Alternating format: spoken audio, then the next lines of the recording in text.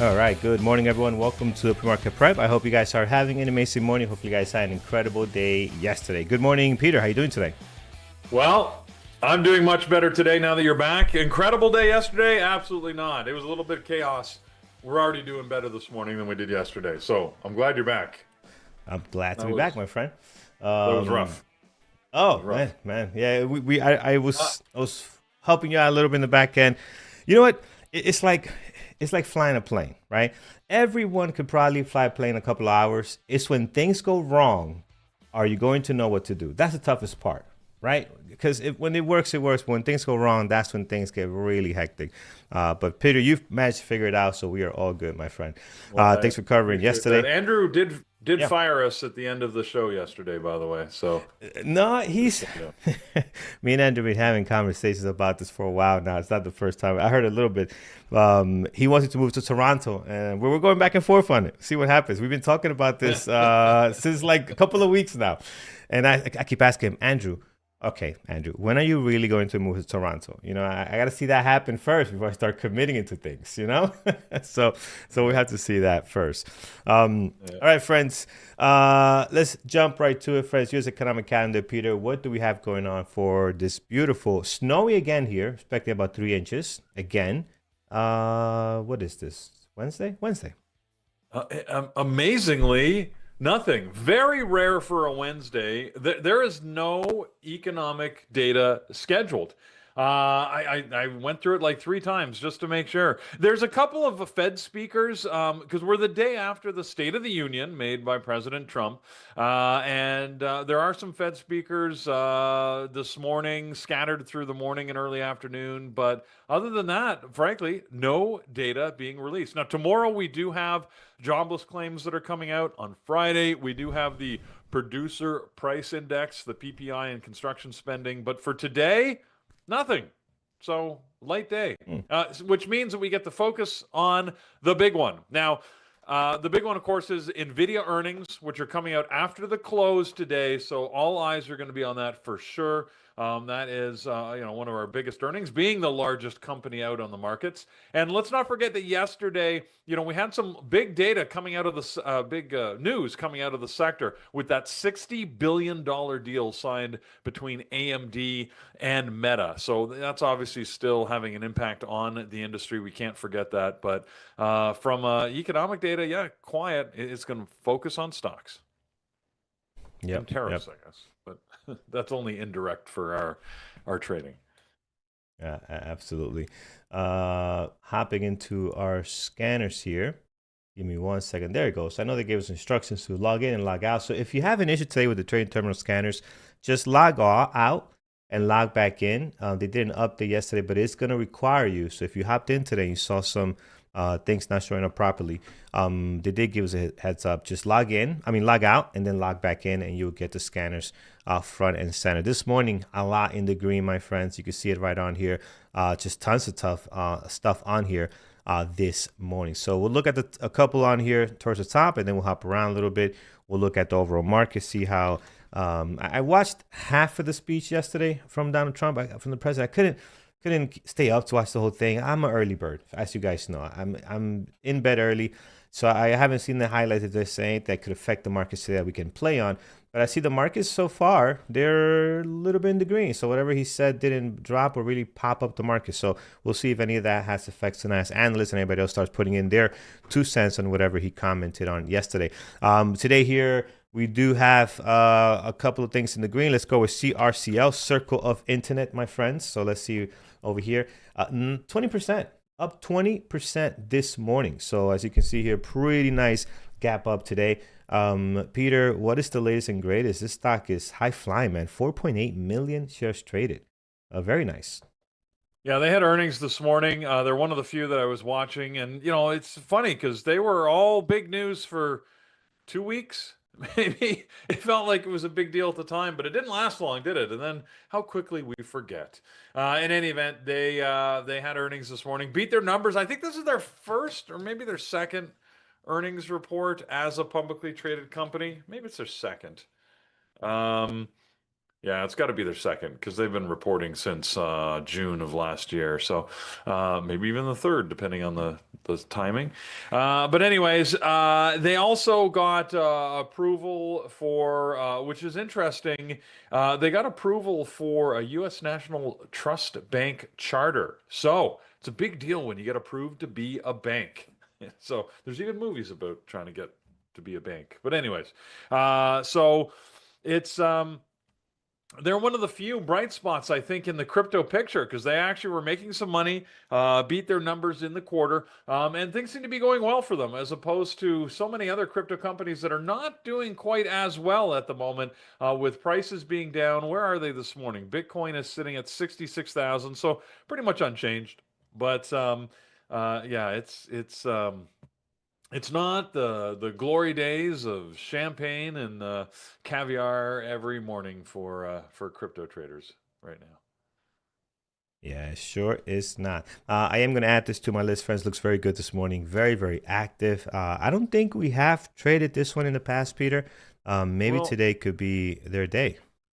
we did when it first IPO'd. If you sort of look way back at the chart there, you can see how it sort of skyrocketed up from the opening price of around 50, $60 up to the $300 mark, and then slowly sold back off. So, but it's been a little. I think Jared had a big focus on it for a while, but yeah, it's been a while since we looked at this one. All right, friends. Back to our gappers list. Let's continue here. So CRCL on the list for sure. SGML this morning up 16%, 898,000 shares traded. I'm not sure about this one. It is in play today. It's got a little bit of volume here on the daily. We have seen some movement. It seems a little bit choppy. Daily does not get a whole lot of volume though. If you look at the daily here, is very light for most part, under 5 million or so. So again, not a fan of that one. But this morning, they're looking to get something going. The last couple of minutes looking a little bit better. The entire pre-market pretty light for the most part. Peter, anything exciting happening with Sigma Lithium?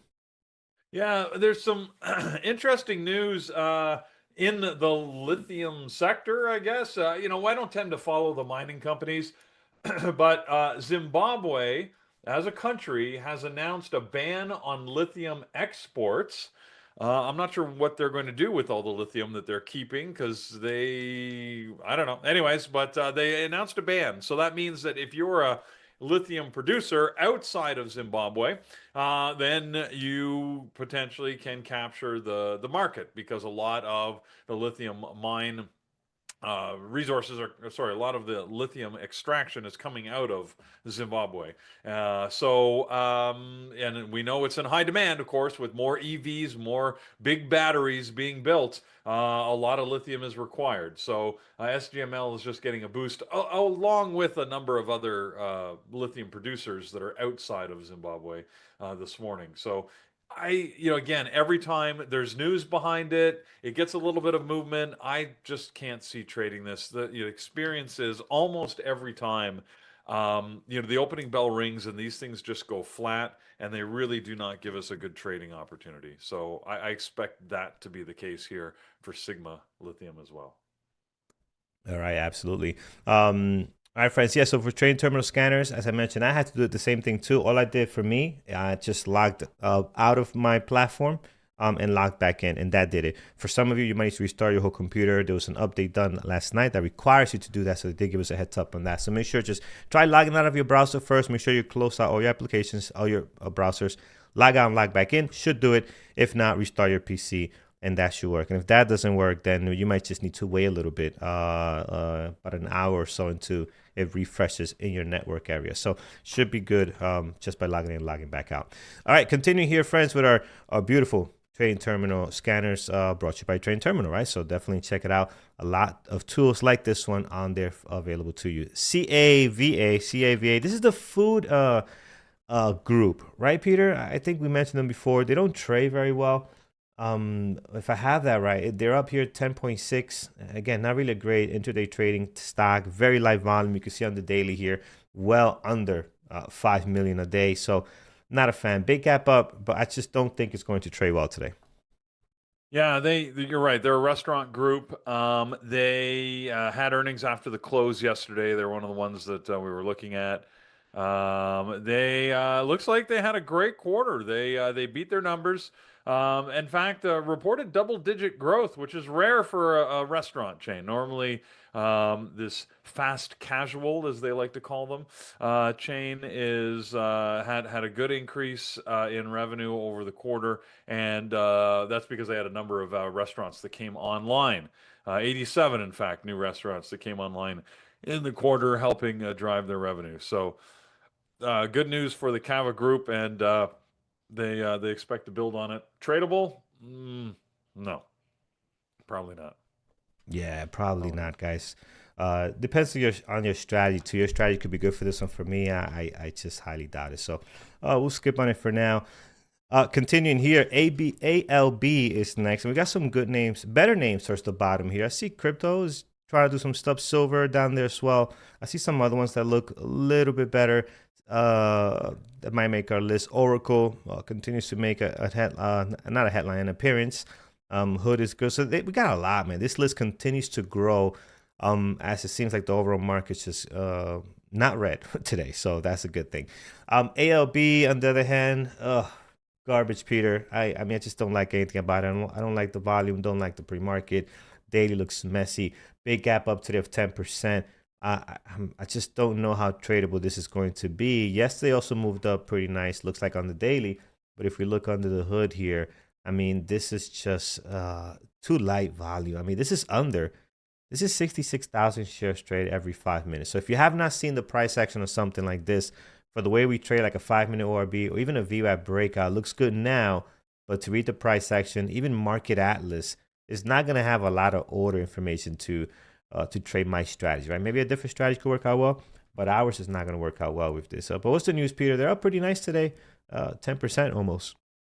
Exact same news we just talked about, because this is Albemarle Corp, which is a lithium producer. And once again, with Zimbabwe's suspension of lithium exports, that means that other non-Zimbabwe-based lithium companies are getting a boost. So same news.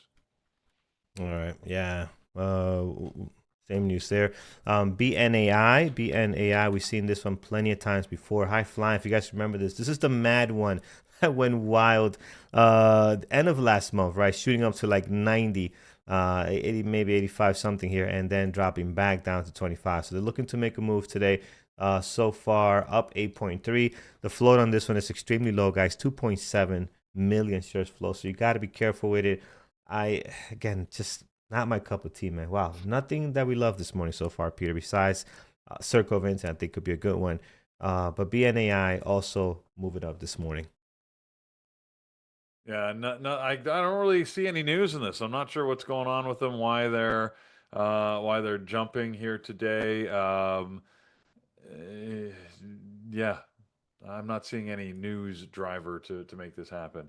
But being a low float stock, you don't need news, right? This is only shows about 2.7 million shares in the float, and as such, you just need one motivated buyer to sort of start bullying this thing around. So Yeah. BNAI again just doesn't fit my criteria. Here's one. I read the news on this one because it came up on a headline on Bloomberg on Joby. Peter, one of the ones that we like to watch. We love their yeah. technology. These are for those that don't know, the helicopter plane. The propellers go up and then they come forward, and they're trying to use them as taxi here in New York and New Jersey for the airports. But it looks like they might have landed a deal a few thousand miles away, Peter. What's the latest and greatest?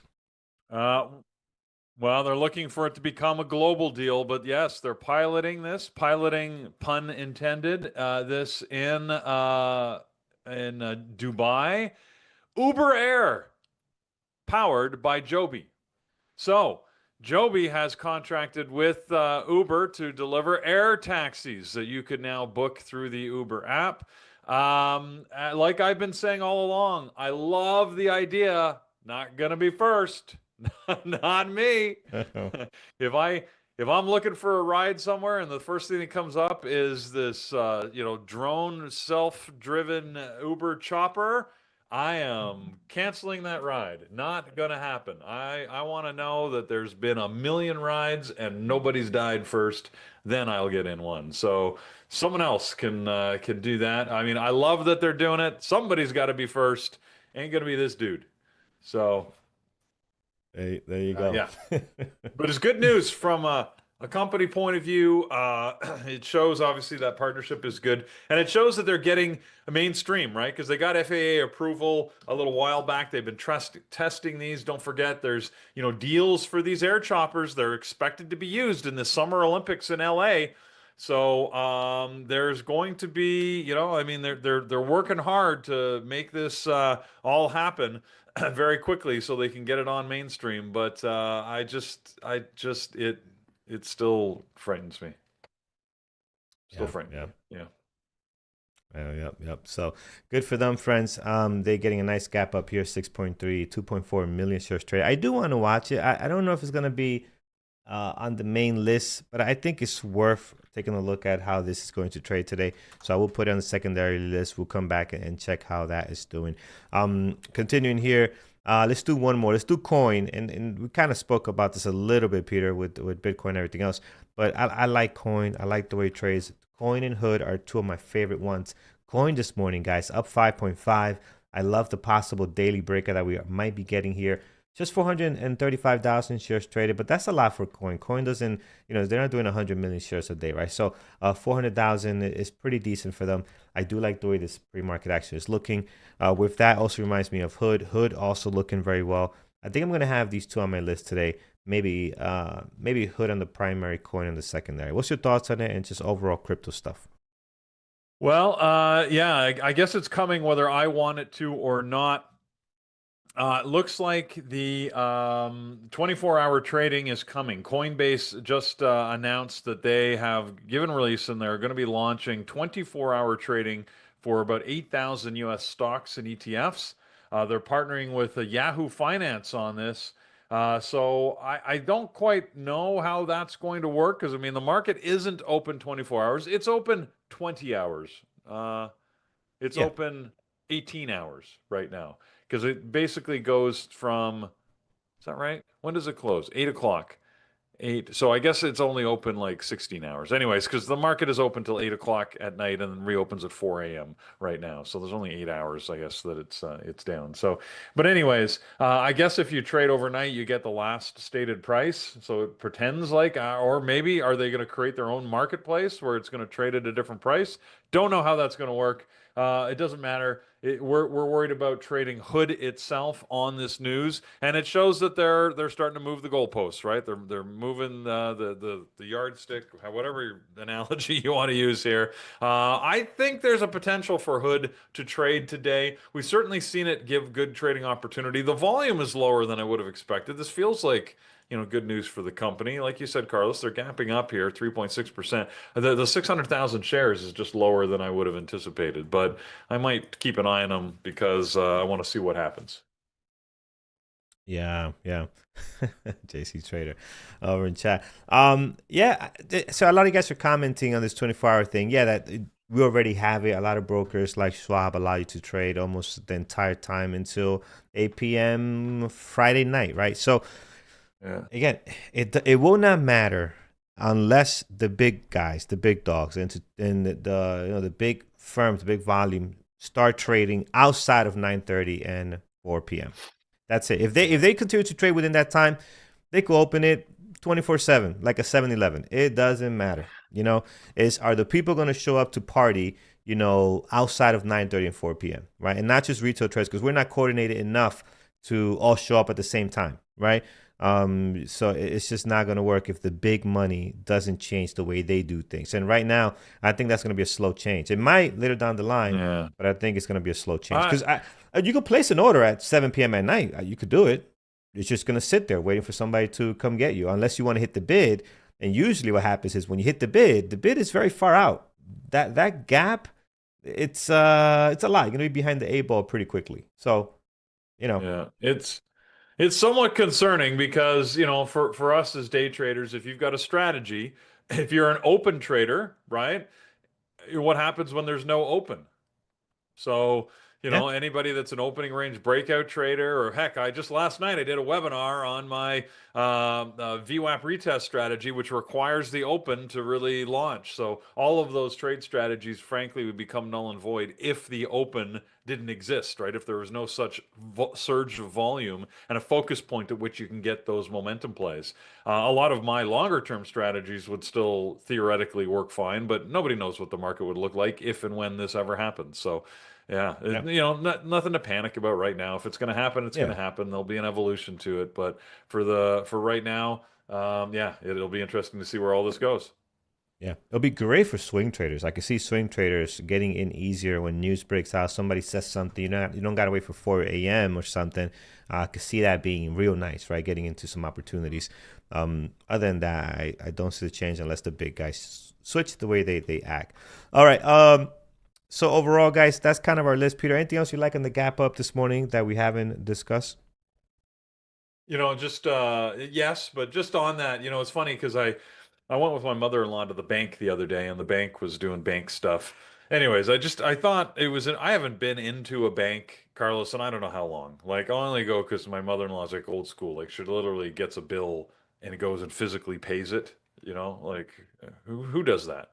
Well, she does because she doesn't Yeah. have a computer or a smartphone or anything, right? So, Mm-hmm. but I went into this bank. And you know, on the door, it, you know, it was a traditional sort of bank branch. On the door, it had their hours, and they were open from 9 until 4, Monday to Friday, closed on the weekends. And I was shaking my head, thinking, man, this is so old school. Like this is not an effective way to run the business. But then it occurred to me a little bit later. I'm like, yeah, but I rely on the markets, which are open from 9:30 to 4. Yeah. And, you know, I like my workday like that so that I don't have to spend, you know, I don't have to be trading at 2 a.m. I don't want to be trading at 2 a.m. I want to be sleeping. Yeah. So I'm thinking, well, maybe, you know, that's a little bit, you know, I'm trying to get both sides there and all right, a little hypocritical of me. So anyways, uh, we'll see where this world goes, right? The evolution is constant. We're not going to stop it. A couple things that actually the two that I wanted to talk about that we haven't covered yet are on the gap down. Well, they're not on. Are they on the gap down list? One is. One of them is. No, they're both on the gap down list. So, you know, maybe we can handle those. I noticed the semis are all gapping up today. Remember, we had that big news yesterday. Nvidia with earnings tonight. I think we can get some good movement in the semis. I'm going to keep an eye on them. They're just green across the board, up around a percentage point, half to 1% on pretty much everything. Yesterday, I know there was some focus. People were watching a variety of things from SanDisk to Broadcom to Micron, which had some good movement yesterday, to of course AMD and Nvidia. So that whole sector is in play. All of the Magnificent Seven stocks are gapping up with the exception of Apple. You know, Apple seems to want to continue its contrarian approach to the market, whereas everything is green except Apple. So Tesla's up, PLTR. I like the whole lot of them. You know, I don't know what's going to move today, but I'll just keep an eye on the whole sector, and we'll see what happens. Yep, yep, absolutely. All right, I did add Nvidia to my list, and I also will add I think AMD is worth watching. So I'll keep those two on for now. And where's the mic going? Here we go. And we'll see where it goes. Okay, gapping down, my friends. He was not doing so hot this morning. Odd is oddly gapping down this morning. What is this? Oddity Tech. I don't think we ever seen this one before. But they're down 40%, Peter. So getting smacked around a little bit here. 40% million shares float. And today they are not having any fun as they're just taking a beating. And all year, even last year, May, right? May of last year, they've just been just dragging and dragging lower and lower and lower. And today they're taking a big chunk on the way down. So what's going on with this one, Peter? I don't think we ever heard of this one in the past. No, Oddity Tech, which is they're listed as a household and personal products company out of Israel, but when I open their website, that is really quite freaky. Carlos, you gotta open their website, and then Mm. They say they're built to be the most impactful platform of our time, but I don't know what Sure. platform they're making. Our massive data lake. So I guess they're transforming global industry with revolutionary technology. Yeah. So scroll up and down and watch the head fill in there. Do you get that? That's sort of weird. I got half a head here. I No, oh, don't know. you don't get the same image I do. That's fascinating. Yeah, I don't have the whole thing here. Oh yeah, that's Because I guess weird. I have to probably make it something. Got to maybe I guess the resolution you might have, right? It might be different here. There it is. Yeah, it's kind of Mm. weird. You got a head here. Yeah, but What's up with does this? it fill in with It a doesn't fill in. here? Well, look at the website that I've got my screen that I'm sharing there. This is Okay. what I get on the web page, and when you start scrolling down, this is what happens to the head. They they turn it into a face tattooed person. Yeah. So, interesting choice. Anyways, so there you go. It's so apparently they're not in they're in this household and personal products category, but they definitely consider themselves a technology company. Maybe the market's as confused as I am about it, and think Oddity Tech is odd because, like you said, they're down significantly. They had a decent quarter. However, they've warned about significant revenue declines coming forward in 2026. So that's not good for an AI-based company that claims to be the greatest platform that our generation will have ever seen. So or whatever the heck they said there. So yeah, it's we'll have to see what happens with them. Like you said, don't think I've ever traded them. I don't know what to make of this. I don't feel like it's one that's going to give us a good trading opportunity. You know, the volume is decent at 1.3 million. Um, I don't know, Carlos. Just because I've never heard of it, it makes me a little skeptical. I'm going to throw it here, throw it on the list just so I can keep an eye on it. But it's not. I'm not going to focus on it at the open. Eh, I'm still going to the web page, so I am getting the person. What do they? Is this like the AI faces? Like, what makeup? What is this? I'm trying to figure out See, what exactly do they I do? don't. Because they got pills and stuff here. I know. Spoiled child. What is going on? See, This this is is why maybe you said the market maybe is as confused. This is probably why their revenue's down because people were like, well, what the hell is this company doing? yeah. We got to Right? figure this out. All right. All right. I'm There it not goes. sure what. Worth taking a look at. I am gonna put it here on the list next to the popcorn because I just don't know what to expect out of this one. So we'll put odd here and we'll come back to that. All right, continuing the gap down list brought to you by tradingterminal.com. We have is this driver? DRVN. Driven brands. Oh, Driven Brands. So we have Driven Brands here, and these guys are down 36%. So taking a big hit as well this morning. 268,000 shares traded. So not a whole lot of volume, but that's a quarter of the volume that they do on a regular basis. So pre-market wise, that's a lot for them, right? I don't know how well they're going to trade, Peter, into the market open. Might not be on my list because this is just not enough volume if that's all they're going to do today. Yeah, driven brands. At least we can understand what they do. They are an automotive services company. Basically, collision glass repair, all that stuff. You can get an oil change, I guess, with them. Sorry, I'm not sure if you can hear that, but the phone is going. And but what's the concern? The reason why they're gapping down and they're on our list is because they've told the market that they're going to need to restate their 2023 and 2024 financial results after, and this I'll quote, discovering material errors and internal control weaknesses. We've talked about this in the past. The market absolutely detests it when you restate your numbers. So if you say that, and they haven't restated them yet, they've just announced that they're going to have to. Now, it's a shame that the volume is this low because this is the type of news you can absolutely trade. Usually, if you get the volume, it can be disastrous, right? Company stocks can drop 50, 60% on this type of news because restating, especially when you say you found control weaknesses, you don't do that lightly. So, unfortunately, this volume is very low. It just barely made our list, Carlos, at 270,000 shares. I'm looking at the stock right now. It is not moving. Like I don't see a single share being traded hands while we've been talking. It's just not, yeah, which is unfortunate.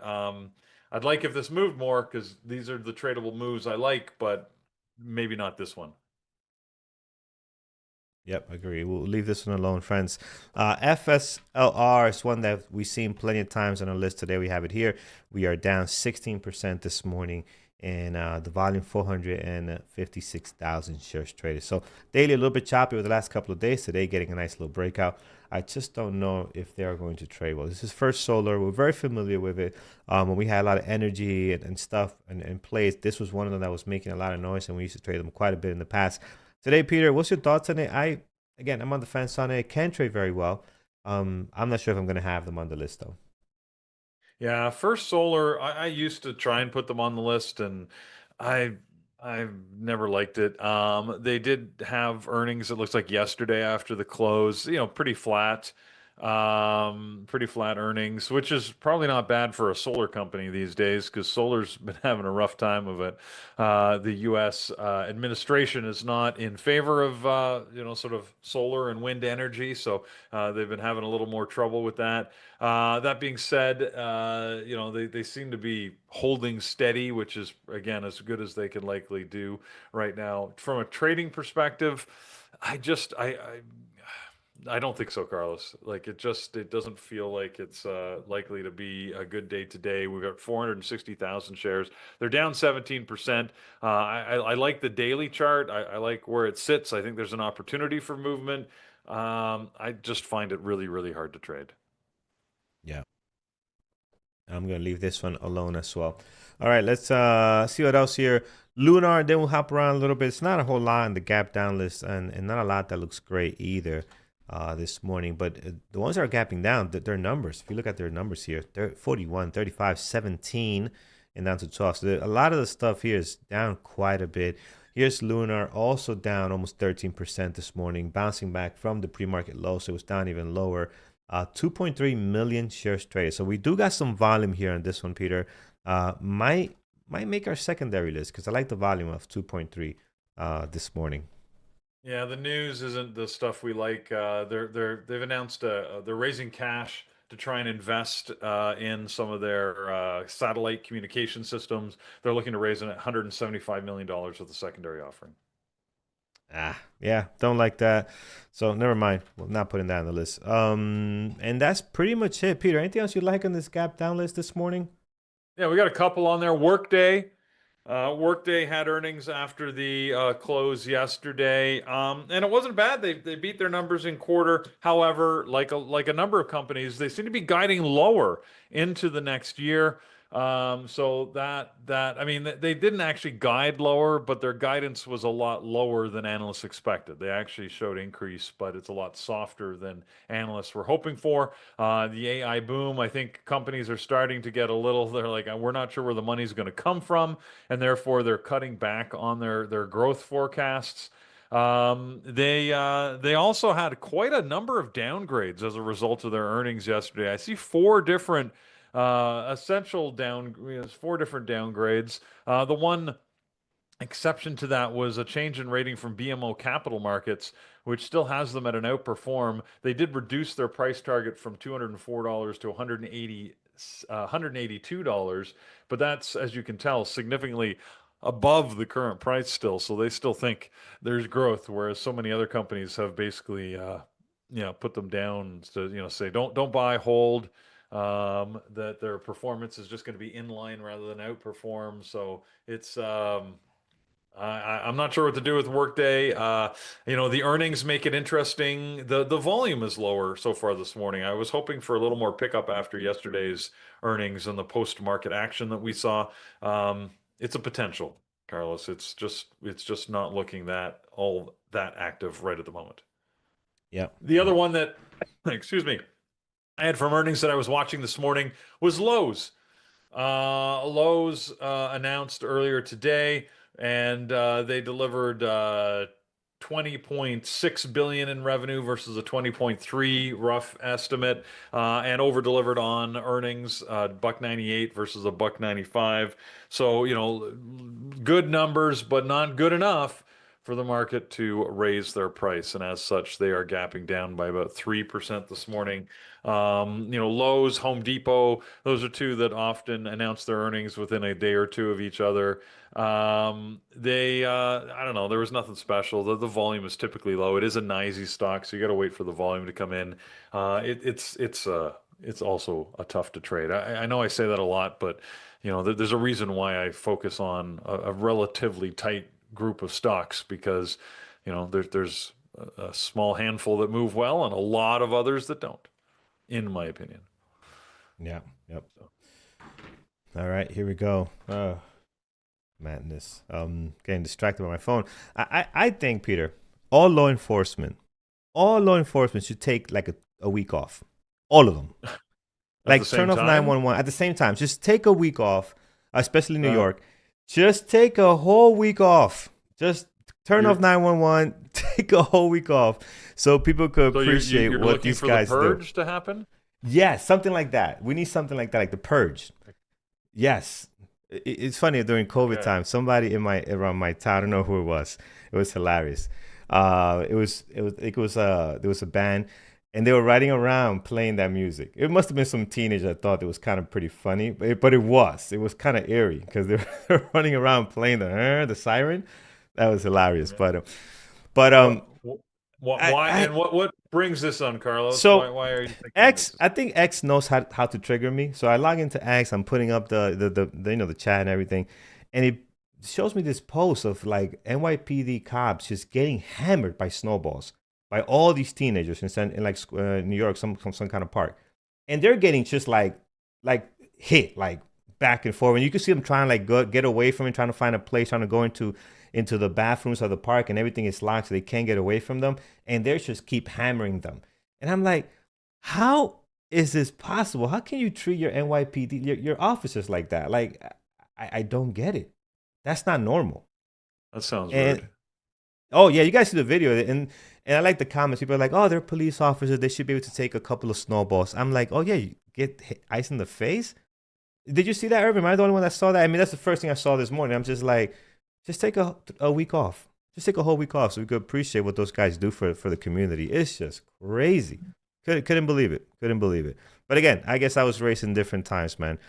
This is it's just wild. All right, that covers our gap up list, friends. I mean, nothing else to add on here. I think we're pretty good for the most part. I think it'll be a day of scanners for the most part. I don't think we're going to have anything else coming off this list, Peter. Anything else you like before I go to the chat and pick some stuff from them?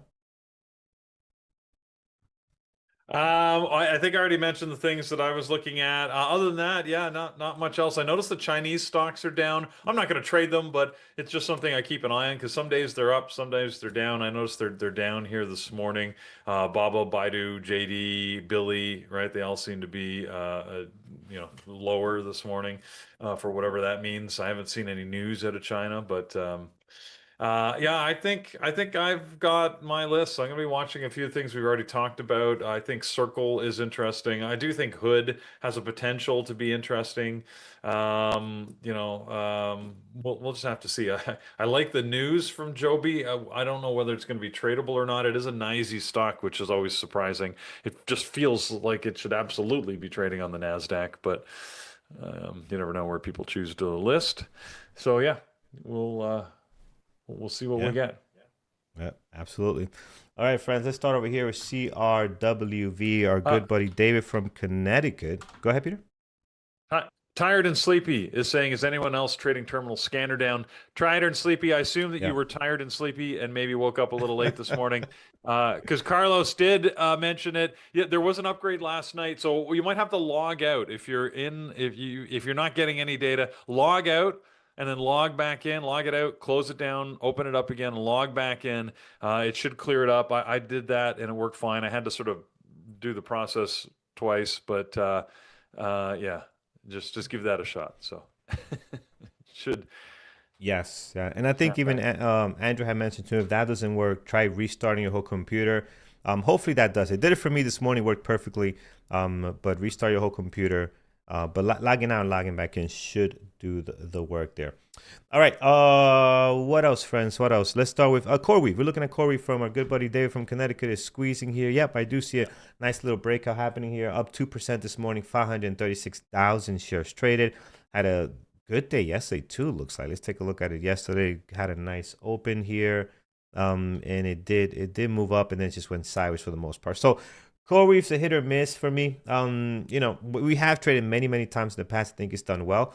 I don't know. We got a little bit of a move here. I just don't know if that's going to be good enough for the open. I will add in a secondary because we do have space for it here. And we can always come back to see how that's looking this morning a little bit later. All right, what else, friends? So we got CoreWeave on deck. Let's see. Nope, nothing here. How about over on our YouTube chat? IonQ. What's going on with IonQ this morning? They're up 2.2, 756,000 shares traded. What does IonQ do again? I forgot. I know we used to trade the heck out of this thing, or not maybe trade as much as we watched it. It was in play quite a bit back in the days, but and back in the days I'm talking about like 2-3 years ago, something like that. But what do they do again? IonQ, is this quantum? Look, they're computer hardware company, but yes, essentially we trade them Yeah. because of their quantum research. Okay. Okay. So let me see if something better like Rigetti maybe is doing much better. No, not quite. Not quite. IonQ does look a lot better. Better volume, cleaner pre-market activity. Again, we really haven't paid attention to quantum lately. And I think Peter, you have mentioned them before, either early this week or last week, that maybe Rigetti we should start looking at it a little bit more, but we really haven't really put it front and center. Mm. So I'm not sure on it, guys. If you No. like it, put it on your list. I'm gonna skip it for now, and we can always come back to it a little bit later. Let's take a look at Tesla, one of our um, usual suspects this morning. Does have a little bit of volume, 568,000, but it's kind of what Peter mentioned earlier. It's just up slightly, like many of our stocks, AMD, Nvidia. They're just slightly up this morning, not even 1% for a lot of these, so they're not hitting our scanners. I do have Nvidia and AMD on the list, MU as well, slightly up this morning, but they're not hitting the scanners because there's just not enough going on here today. But Tesla is again, it's one of my most traded tickers. So would I watch it today? Yeah, even though it's not on the list, I'm probably gonna hop to it a little bit after the market open. Right now, I'm gonna keep it off. It does have a good pre-market action though. Peter, you watching this one front and center on your primary today? Always watch Yeah, Tesla right yeah, at the open. it's It's that one of the good. better movers right at the Yeah, open. it is, man. Again, Interactive Brokers confirms this is my most traded ticker. So yeah, gotta watch Tesla. Why not? All right, TSM, also another one. Semis again. Semis Really, are it's hot. Yeah, uh, go ahead, Peter. I didn't think Tesla was your most traded ticker, but It is. It is okay. my most traded ticker. Believe it or not, I was shocked too. I thought it was gonna be something like Nvidia or I Yeah, can't think of or anything else. PLTR. Or PLTR. But all time, Peter. So for example, like if you do 1 year, it'll probably be at one point, which is AMD and MU, if you remember that. Like if we go back and we say, okay, what's 2018? It was probably AMD and MU all day long, right? So Yeah. but this was snuck in with the most for. So all right. What else, friends? Anything else? TSM, also semi, so you could watch it if you like. I think it's the same situation, up slightly this morning. I prefer to look at something like an AMD or an Nvidia. Even MU, we traded MU, and the challenge with MU, you got to give it a lot of room. Like I have given this thing $2.50 at some time, right? So just make sure you're giving yourself enough of room and that you're not taking a boatload of shares, right? So no worries there. And Chris MC Neo all day. Yes, there was one point that maybe Neo, American Airlines, were stocks that we traded constantly. Those days are far gone now, though, for Neo and those other tickers. All right, friends, this is all we have. So right now, my list: Circle of Internet, Hood, Nvidia, AMD, and Tesla. And today is Wednesday, so let's go over to our chat. Not our chat, excuse me, our website, and go to webinars, so you can see what's coming Webinars. up for this beautiful Wednesday. I'm so off because the kid's been off for 2 days, so I'm just like I'm thrown off on what the days are. Yeah. Nothing is lining up. So Well, it here is we a are. Wisdom Wednesday. Yeah. And I want to thank all of our elite members who joined me last night for our webinar. So you know what I'm looking for this morning? I'm going to be looking for some VWAP retest trades. We'll see if the market gives any. That was the focus of our webinar last night. Hopefully, I gave you enough to think about. And today we've got another webinar that gives you something to think about. Oh, look at Brian is in a We're plane. Is he in a private jet? Is he in in a a car? private I don't know what jet. he's in. Oh, he's in He's a in Joby. He's in something. a Joby. He's one of those Joby Maybe, things. yeah, he's in a Joby chopper. I have no idea what he's trading from the plane, maybe. Anyways, we'll come back to that. I don't know if you got a picture. You got to figure out. It looks like a plane. Maybe it does look like a small jet. I don't know what he's in. Maybe. Anyways, I'm sure he'll tell us at some point. But yeah, today we got a psychology webinar tonight at 8 p.m. Randy Howell's going to be with us talking about what it takes to turn the trading to freedom. You know, always about the psychology and how you manage that through your trading life. He's going to be um, focusing on you know, how you can sort of put your psychology in the right place to make everything happen for you in your trading life. That's at 8 p.m. tonight for all of our elite members. Then over the course of the day, we've got Dr. V, who's going to be with us at noon. She's going to talk about futures, an active trader herself. She is focused on the markets and very good at what she does. So it's well worth listening to what she's got. Dr. V will be talking with us at noon.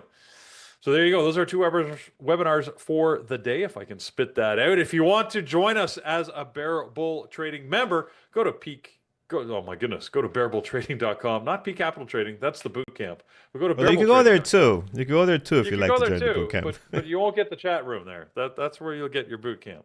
Anyways, Bearable Traders is where you need to go, and there you can get access to any of our memberships from the intro right through the elite annual. So pick the one that is right for you. Okay.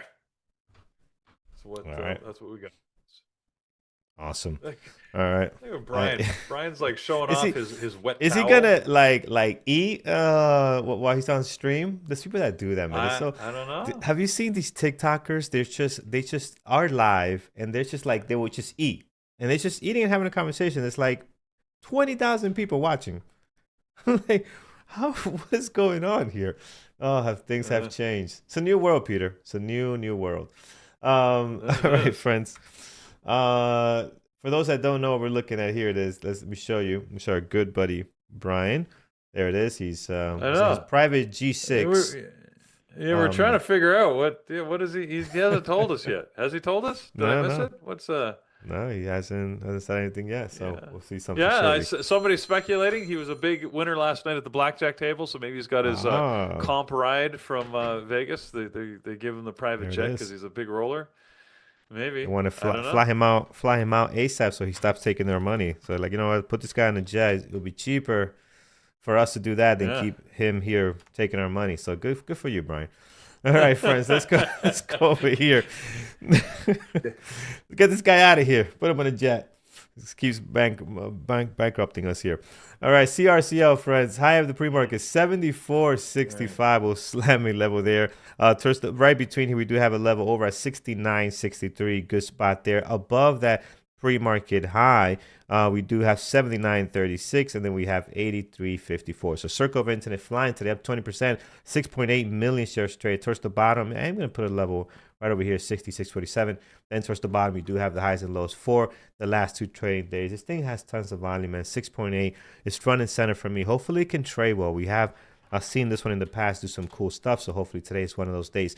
Hood and coin are both looking very similar. I did put Hood on my primary, coin on my secondary, but even coin is looking good too. Like they're both great. So pick your favorite. I will try to watch both of them. I will do levels for Hood first. 76.41 is the high of the pre-market. The low pretty much stuck between the highs and lows of the last two trading days. You got a lot of levels down here. And then towards the top, I am going to mark down 78.15. And then right up here, we do have another minor level, not a big one, 79.87. So we'll do that for now on Hood. We'll keep a close eye on coin. Here's Nvidia. Nvidia towards the bottom, plenty of levels. Do not need to add anything else. I am going to add the high of the pre-market at 194.68. And then higher than that, look at the choppiness, the back and forth there. We're going to maybe 196 is what I see there. So we'll do that. And towards the bottom, tons of levels on Nvidia. AMD also surrounded by the highs and lows of the last two trading days. Big pop up yesterday, as Peter mentioned. They got some deal with Meta, right? You mentioned, Peter, it's a situation with them. So let's see how that is going to continue with them. 215.71 is the high, and the low down at 214.29. What else? What else? Towards the bottom here, we do have 210.19, and then above that, into this gap down that we had not so long ago. Level here around 220.94. So that's what we have there for AMD.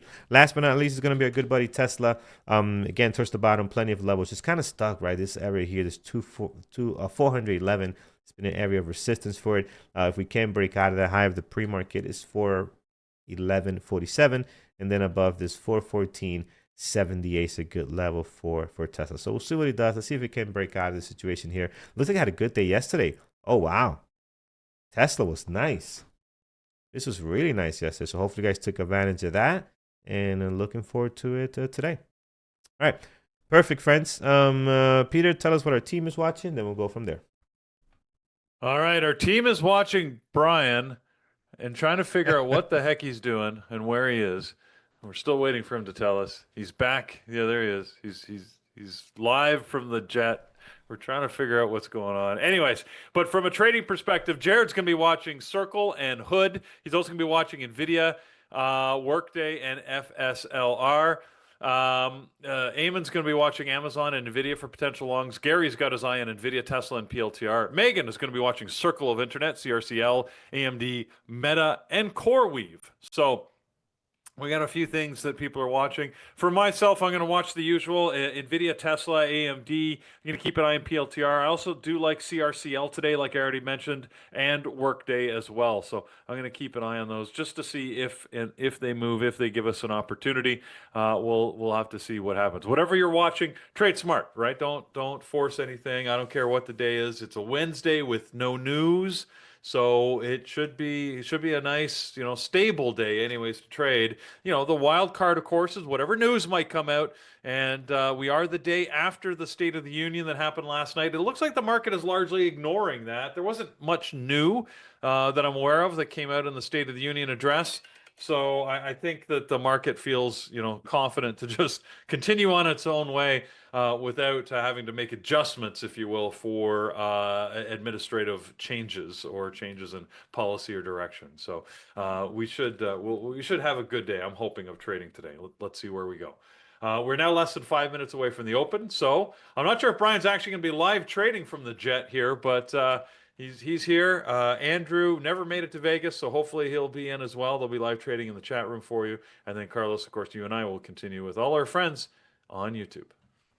All right, absolutely. Maybe we should stay in the chat room yeah, until I we was get gonna the say guys online. the same thing. I'll stay in here until either Brian comes to the mic or Andrew kicks me out. So we'll keep going here. All right, friends. Less than 4 minutes and just 10 seconds here left for the market open, and we'll get ready to rock and roll here. Got my list ready. CRCL, Hood, Nvidia, breaking out there, making a new high. AMD and Tesla. Let's get my 1 minute, my 2 minute, and we'll be ready to rock and roll. Time for private jets. Oh, baby. Yes, private jets, of course. Oh, Atlas. Yes, let's get my Atlas going. We need that. There it is. Friends, again, if you're having issue with the scanners, just log in and log back out. Sorry, log out and log back in, and that should fix it. If that doesn't, try restarting your browser. But they are working on making that change. I'm still impressed with Brian high rolling it here. So well done, Yeah. buddy. Way to flex. Yeah. I like it. I like Just it. dial into the chat room. It's about to get served. Is he up in the air or in the ground? What's the situation? I have no idea. I don't know. Du- du- dum. Has he Yes. answered whether it's actually first class or a private jet? I don't know what, or maybe it's a green screen, right? It's an AI plane. Some It's all AI fake. plane. Yeah. Yes. I like that AI plane. That's good. All right, friends. My market atlas is ready. Let's do some stuff today.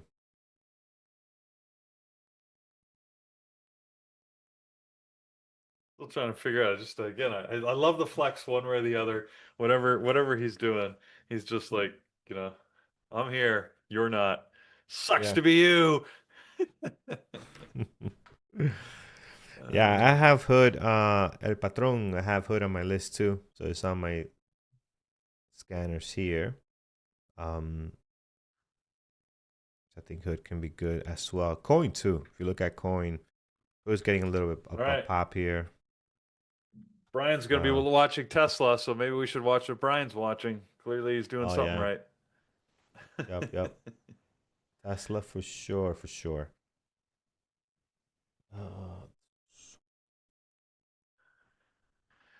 Uh, He's in business class. All right, so he's not in a private jet. All right. okay. It's still a flex, and I still love it. Oh yeah, yeah, still very nice. Yeah. Alex, you got that AI going all the time, don't you? Just ready to produce pictures, random pictures.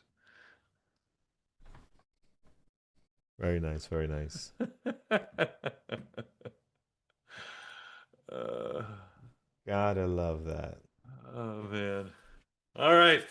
All right, Guys, logging we off, got friends. Trade safe. 30 seconds. Here's Andrew from his Yep. lowly office. Unlike Brian, who's sitting in business class. All right, we'll All right, log out Andrew's of taking over the here. chat room. Yep, I'm logging off as well. In the chat. All right, Andrew's gonna be watching Tesla and Nvidia for everybody out there. We got about 10 seconds to the market open, so let's uh, let's get ready here. All right, opening bell. Where are we going to go today? Oh, good move on Tesla. That's All right. good. Oh man, Tesla's so good. This Maybe. stock is just awesome, man. Like Oh. if I was just to watch one stock forever, it'll be this one. It'll be Tesla. Why not? I mean, it is just bell rings and this thing understands that its job is to go up or down. But it's to go. I It's to love that, go. man. Make Yeah, a move. Yeah. make the move. All right, all right, all right, friends. One or the other. Looking for a directional move, looking for something to give us an opportunity. Tesla, might give my trade that I was talking about last night, right? The VWAP Mm-hmm. retest. If I can get a pullback and we get this Yep. VWAP to settle in, there might be a chance, but you never know. Tesla might just be taking off and not looking back at all.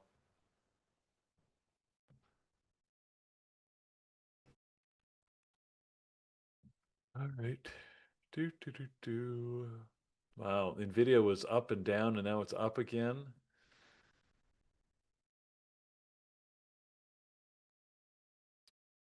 All right, friends. All right, all right. Where's the action? Circle of Infinite. Not Circle of Infinite is actually just noticed it. It's a nicey stock, so we might have to wait for the volume to come in on this one. Um, Yep. Nothing yet. Hasn't happened yet.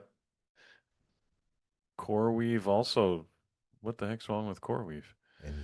Nvidia up $5 from the open.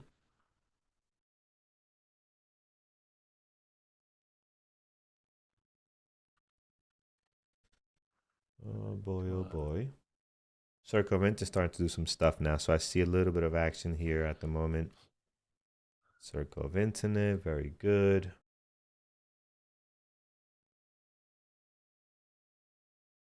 Okay.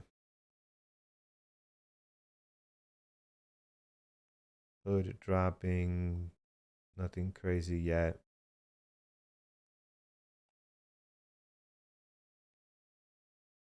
Turning on the jets. Wow. Tesla. Tesla 419. Yeah. Not quite. Close. AMD There you go. going Hit the other way. 419. Yeah, AMD really got rejected hard at the previous day Mm, high. So that was yeah. interesting. It's gone red now. So Tesla just took off this morning. Wow. Oh, friends, friends, friends, friends. Where do we go? Where do we go?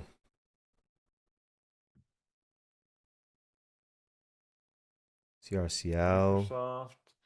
Microsoft took off. See if it can get maybe a pullback to VWAP to give me an entry. That would be good.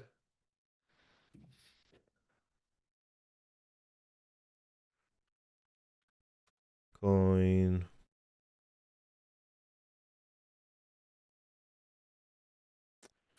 Oh, you took Tesla, huh? Nice, nice. If you took that Tesla run, yeah, you did very well there. This thing is nice move already. So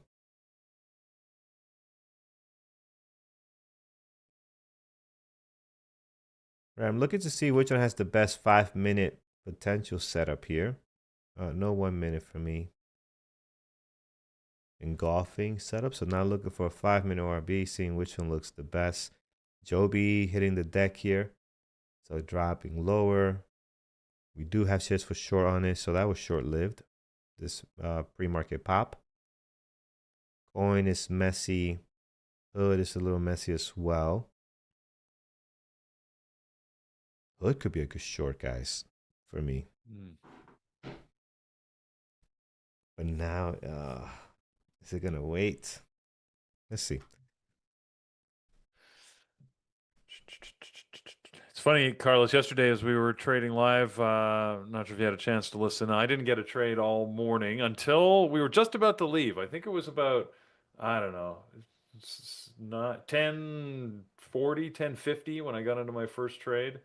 My only Nice. trade of the day, actually, on Tesla. Got a nice short. So sometimes, Okay. really, you just got to stick to Yeah. your rules, show the patience, and wait for the right opportunity. Doesn't always happen right away. And I was yeah, thought it worked out really well. Ended up being a pretty good day for me. One and done. Damn it, Hood.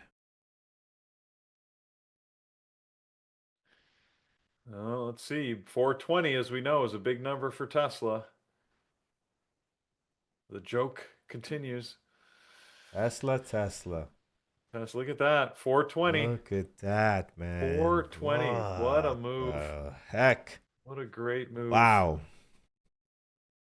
Yeah, it did Bump, it. bump, Now, bump, bump. it hit the 420 and then pulled right back by $1. So, might be short-lived up there, but still, it's that was the move. Oh, they Meanwhile, fixed they we've fixed got this the zoom. Yeah, it looks like they did. All right, let's see here. Man. AMD looking weak today after its big news yesterday, and Nvidia looks uncertain. I think it's weak, but I'm not sure. It's hanging out Yeah, here. I Microsoft pulled back to the VWAP, but it went through the VWAP a little bit too much for my VWAP retest strategy. I was looking to see if it would bounce right there, but it said it pushed through a little too much, more than my strategy allows. So I can't, I'm not in that. Apple, I don't know what the hell Apple's doing. Apple's moving lower right now, but circle of intent. If it wasn't so choppy, oh my God. but it's PLTR so just looks choppy. horrible to me. Look at these candles on PLTR. Oh my God. Like that. That's That could be was a trade, disastrous. man. Hood was the trade. I knew it. I felt it. I'm like, you know what? Let me wait for a pullback. Let me wait for the 5 minute, and it didn't come. And there it is. We're down. Pretty good. That was the trade, man. And sometimes it happens before the 5 minute mark. Like this is it's a beautiful Oh, I didn't know pullback. you were watching Hood. I I wasn't watching was. that because Yeah, I that would have was, been, man. yeah. Oh. And VWAP, that would have been a good short up there Yeah, even potentially. after so I started watching around here, Peter, and I was like, okay, we still at the minute 4. Let me wait to pull back. Even here, we still would have been a good entry after what it had done. And I didn't pull the trigger. Yeah. But this is my classic trade right here, guys. I mean, this is beautiful. So happens. All right. Let's see what else we got going on. Circle of Intent is just choppy. Nothing to see there. Hood is so beautiful. Nvidia, messy. And not the soccer player. AMD is not doing anything. Tesla losing some ground. All 420. Right on 420 or a little bit above 420. Yeah, and basically it was 420. It hit Yeah, yeah. 420 and then dropped.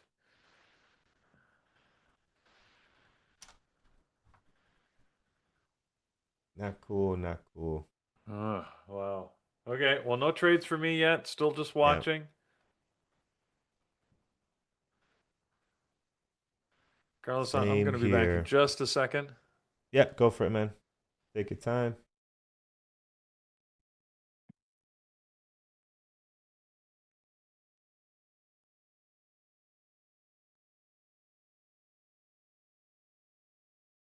Um, Nothing yet, friends. Nothing yet. Searching, looking, CRCL. Nothing. You got into PLTR, but it didn't work. CRWV, what do we got going on? CRWV. It's trying. I don't love it. It's trying to get a 5 minute ORB going here.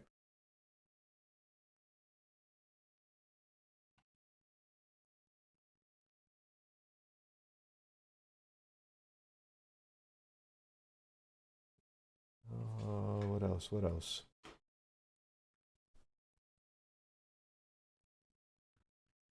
Okay.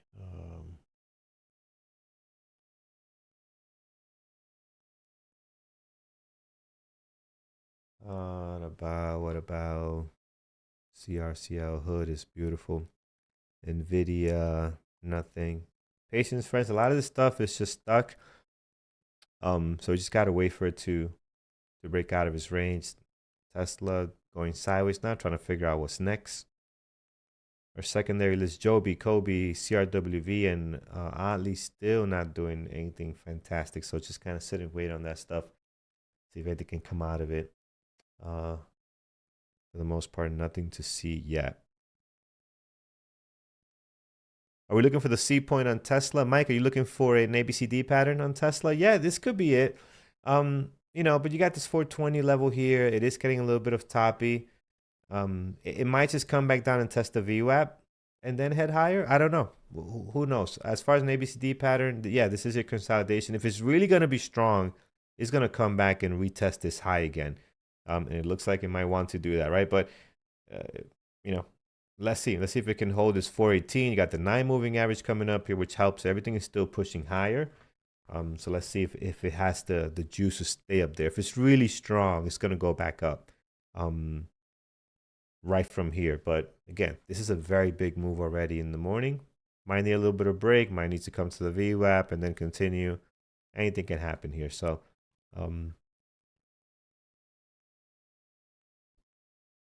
anything can happen here. CRCL under the screen starting to lose it here below the VWAP. Let's see. We might like this below the VWAP. This thing is up 20%. Maybe we're giving some of it back this morning. Let's see.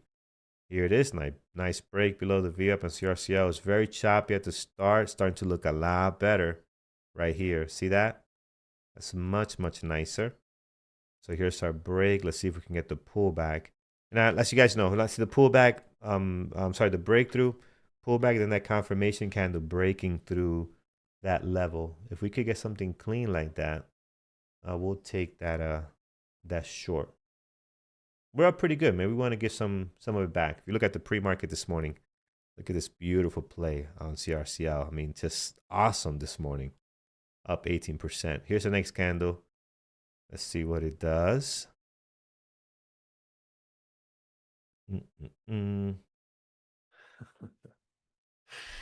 Carlos. So Yes, sir. you're not in it yet though, right? You're just Not in it watching? yet. No, just watching. Okay. Not in it yet. All right. So we'll see. And somehow I'm thinking of Brian, don't short strong stocks. The stock is up 20%. I'm looking to short it. Yeah. Oh boy. What's going on?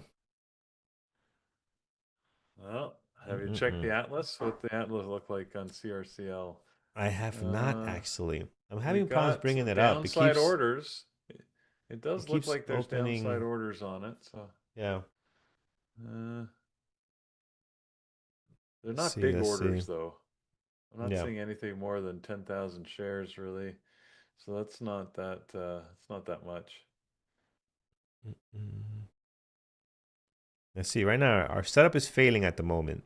We need this to come down to 78, 80, 72, 80, excuse me, 72, 85 or so. And then our stop is 73.60. So 50-cent stop. All right. So here it is. Let's see if it's going to do it.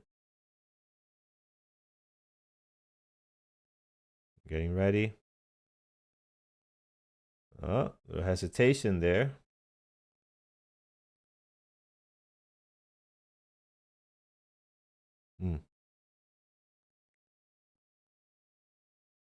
Spread's not bad. Well, there it gets a little bad at times. That's you getting that weird price action. It gets a little bit like 20 cents, 25 cents, which is not too crazy. Oof. I don't like the way this is trading. Yeah. It's trading a little weird. I think Not it's because of me. the spread. I'll leave it to you if that's something you want to trade, but not for me. Yeah, I don't it's see any setups this morning, which is unfortunate. I was hoping to get a good setup, but nothing yet. yep, same. Same. Yeah, this is not it's not trading well.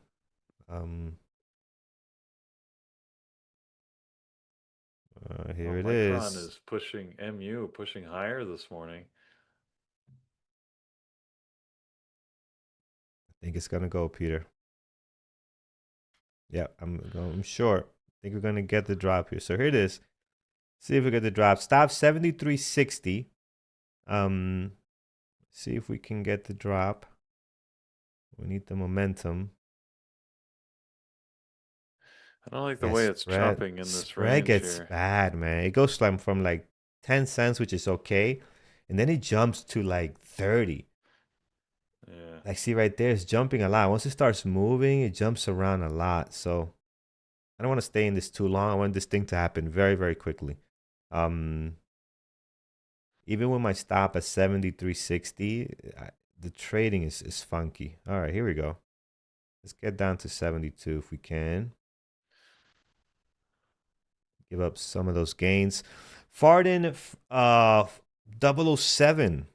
Welcome to Lambos and Garbage Truck, my friend. Good to have you. Welcome to, here it is. Welcome to the family. All right. Awesome stuff, friends. All right, come on. Get there. 72. You can do it, Circle of Internet.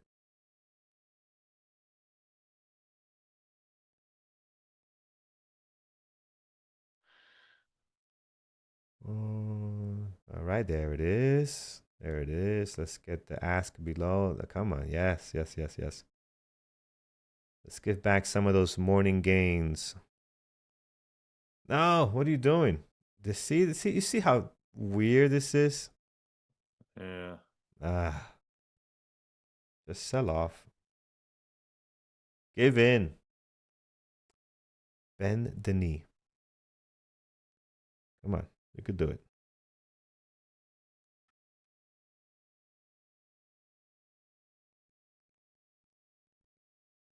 You can do it.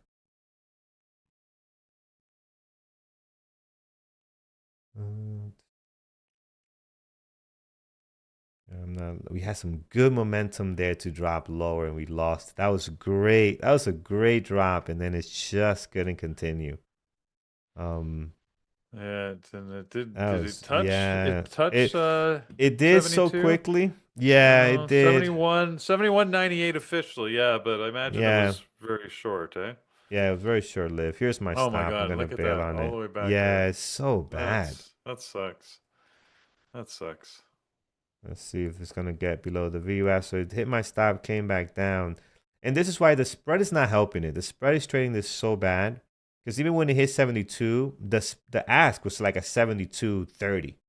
So the bid hit Right. 72.01 or something, but you still didn't get the ask down there. Right. So Right. I was waiting for that, but we didn't get our situation. Well, I was thinking about jumping in with you on that, but I chose not to. No, Guess I'm it's glad I that's a good didn't. call. It's Uh, messy, man. It's not I worth thought about it, but the back and yeah. forth. Uh, It's not worth the back and forth the way this thing is trading. Nvidia is not doing much here. Don't forget, it's got earnings tonight, which means usually in the day leading up, it doesn't move as much. Um, All right, let's see yeah. your Well, friend's patience. circle of Workday. internet. Workday is pushing higher.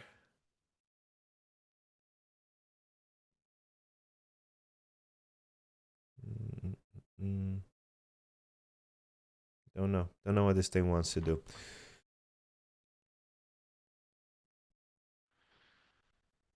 Uh, all right, we're settling above the view. I stopped 73.60, so yeah, I'm getting out. Getting out. I'm glad I did because this thing is gonna shoot up. Yeah. All right, circle of internet. My goodness. Almost had it, but you decided to go against me. Might actually be a good view at breakout, but I'm not. I wouldn't suggest it, guys. I think there's better things to trade. The price action on this thing is just not clean. And as the volume gets lower and lower, it's just not gonna trade very well. Um, what else do we have? Nvidia, AMD, Tesla did come back down to the VWAP. Joby, Coin, Odd, not doing anything. Oh wow, friends, this is why you got to stick to your stops. Look at this. Look at this. Yeah, look at that spike Gotta higher, stick eh? to your Wow. stop. This oh, let me see what Yeah. happens. Let me no. Get to your stops. We'll yes, we'll get a winner. You'll get There you it. go. Trust me, you will win. There's the lesson.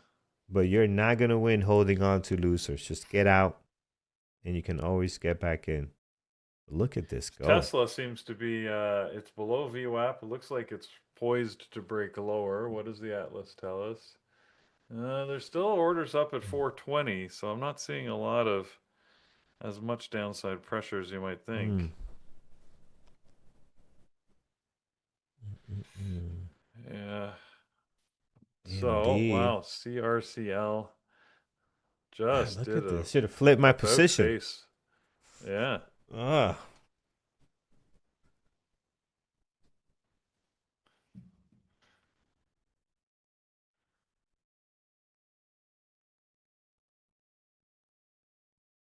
What else? AMD's coming to the V-up, guys, so that could be interesting. This is nice. Let's see what it does there. Yeah. Nvidia. Nvidia is gonna blow. Look at the ask. Are you seeing the ask here? They have I major. know. Look at this. Yeah, they got There it major is. orders up There it there. is. There's the pop over 195. Yeah, yeah. This thing is Andrew, gonna of course, is trading Nvidia long. nice. Oh man, that you saw that coming. That pop there. I Yeah. mean, the asks just lined up pretty nice. Hood nothing. Still still a lot of orders up the chain all the way up to 200. So it still looks bullish Yeah. here on Nvidia. Again, I don't expect it to move that much with earnings happening after the close, but Hmm. Yeah. Um. A PLTR. Yeah, it's another one. Yeah, it's great setup actually on PLTR. What's going on? Everything's just going northeast. We got to join this party. AMD might be the best one that's gonna give us the party here. I might take Uh, AMD long. uh, I might take that long don't here. don't get FOMO there, I don't Carlos. know, man. I think we're going long. I'm trying to find a good party. This might be it, Peter. AMD might be it. Next to the Mm, VWAP. Let's wait for maybe. our setup. Let's wait for our setup. Yes, I. Oh man. All right, I look at mean, this garbage coming that's back what down. happens. Sometimes you jump into these parties thinking that, Yeah. it's going to be a great one. The next thing you know, you're drunk on tequila and the cops are on their way. So, like have you you got to have be you seen careful. the have you seen the reel where the guy is drinking like the comedy stand up he's doing he's like the stomach. He's like the bouncer Yeah. or Oh yeah. whatever. I Have you love seen that that one? one. Yeah. Oh man, Yeah. it's hilarious. If you guys have not Uh, seen that one, please look at it. It's really good. I don't know what the name is, but yeah. just search stomach tequila party and it should come up. Um, Yeah. it is the funniest thing. It's so Yeah. true. So true. Me and tequila do not get along at all. At all. My worst hangovers has been on that thing. Yeah. Ah. I know the first time some friends, I was on a business trip way back when, and they served me golden tequila, which was some high Mm. end stuff, which was because it was milder, so you think this Yep. is not bad, and of course then you have too much of it, and yeah, then it hits you like Mm. a truck. Oh, So freight train, man. It's just yeah, insane. Dun, dun, dun, dun. wow, look at that. So Nvidia still pushing higher, Tesla still pushing lower here. So Yeah, Tesla's taking a dive. Um, and I'm not in anything. mm, AMD did not really make our move. We didn't really get a pullback. It just kept going. So that's why I didn't jump in. If we got our pullback, like I want to join this party, but I want to join it the right way. I just don't want to right. show up without an invite. You need to invite, you know. You can't be rude out here. Carlos, Just inviting don't yourself. want to Don't want to be that guy, Get don't want to invited show up first. without an invite. No. Okay. Gotta show up first. Um, with the invite. Here So it is, I Nvidia gone. yesterday, as I was putting together my webinar, it's been a while since I've worked on charts and I was putting some stuff together. I decided, Mm-hmm. you know what, I'm going to sit down at my desk. And I have not put my standing sitting desk into sitting mode in months. Like it was last Yeah. year, 2025 sometime when I last had it Okay. down. So I moved it down and I'm like, why is it so low? Was it ever this low? It felt like I was sitting on the floor. Like it felt, and then I sat there for a couple of hours working on some stuff and I went to get up and my hip was like all like cramped up. And I'm like, this is why I don't sit anymore. I remember now. Yeah. Yeah. It was just, so that's it. So I'm standing again. I'm like, screw it. So, it's funny because I thought when I first did it, I'm like, there's no way you could just stand all day. Like, I just can't do it. Now, again, I've been standing for months. I just, Yeah. I can't, I don't like sitting down anymore. Good, man. It's good.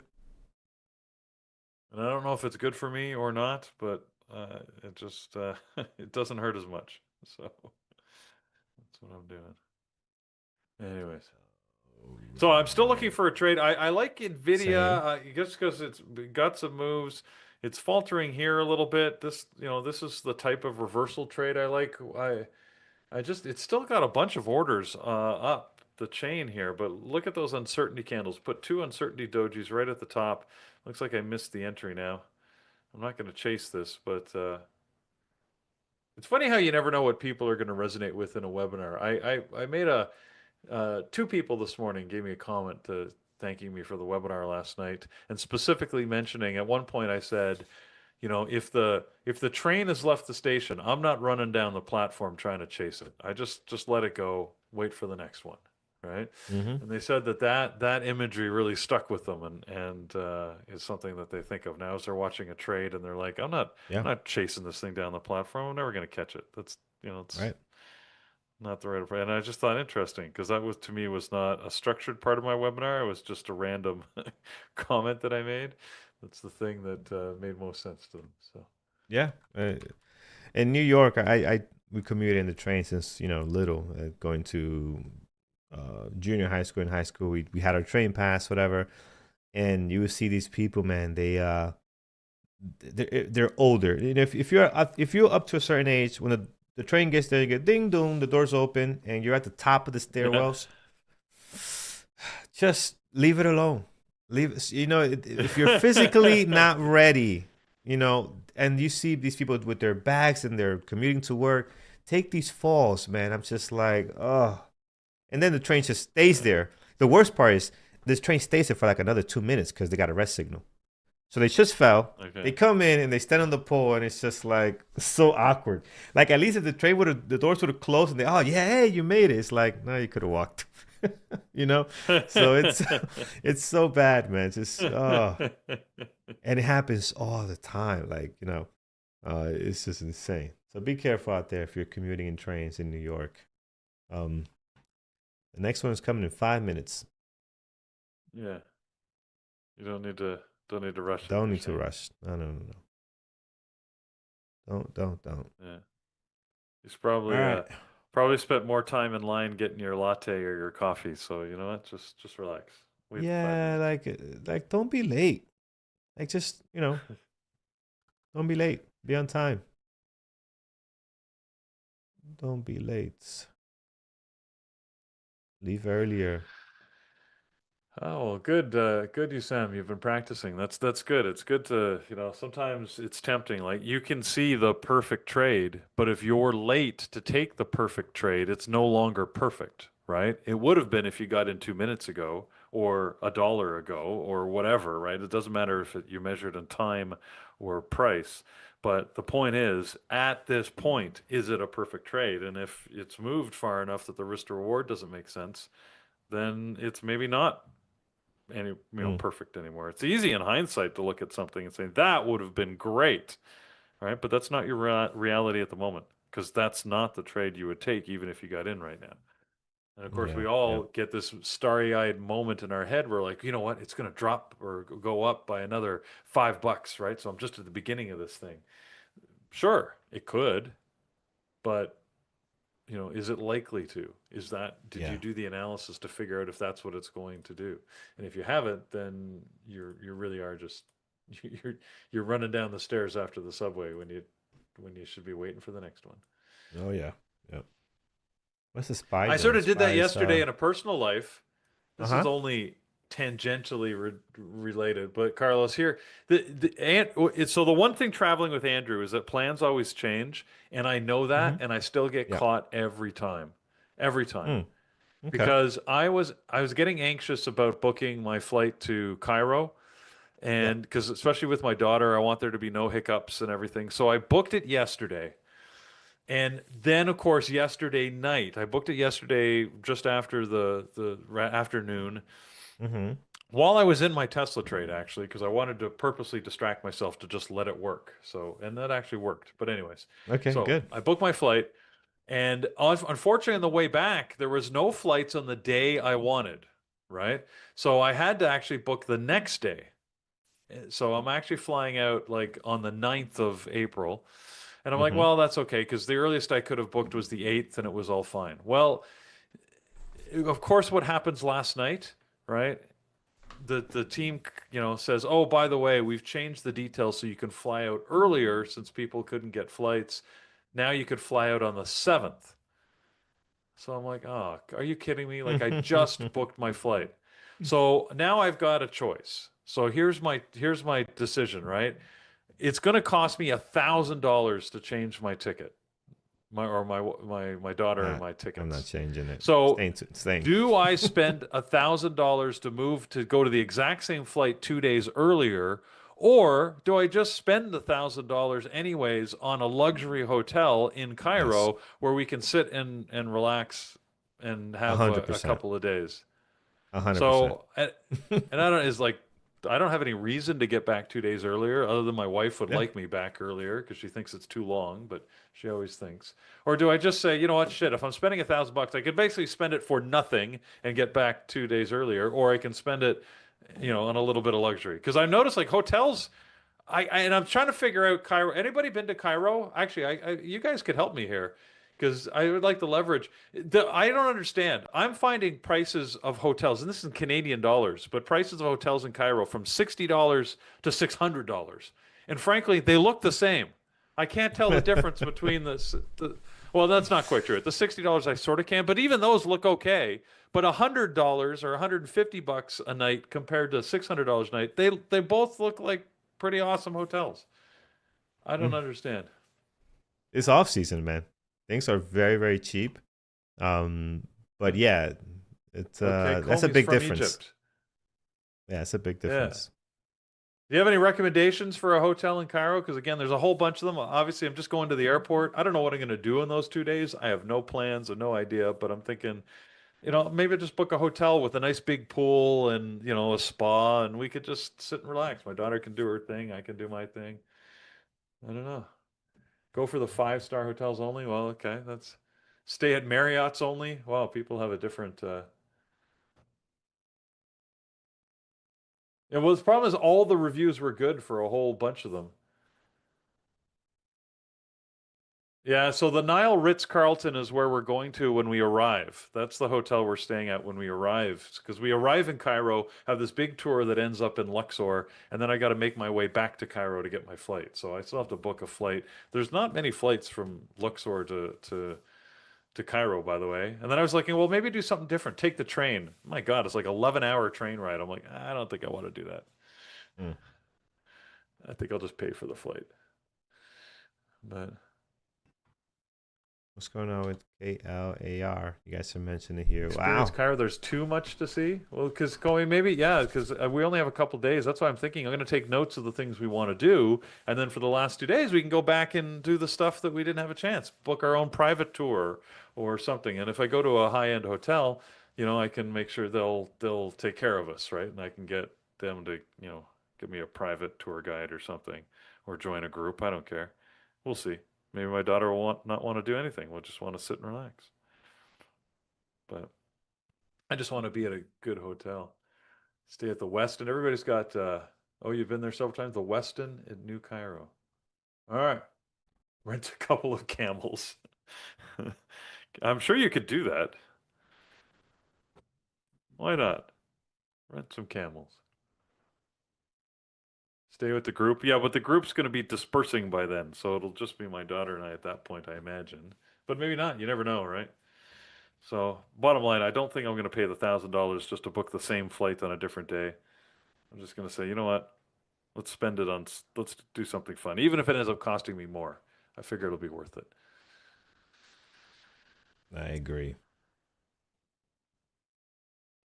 Boom, boom.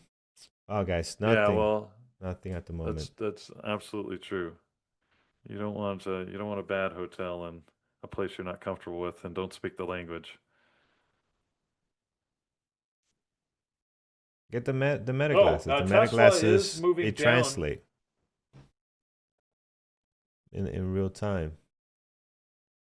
All right. I'm gonna take notes of this, guys. Thank you. Whatever you were recommending, the Marriott by the Giza. I don't know where I'm gonna go to, but you suggested the Westin. Man. All right. Yeah, we do have a Let's Nile see. cruise scheduled.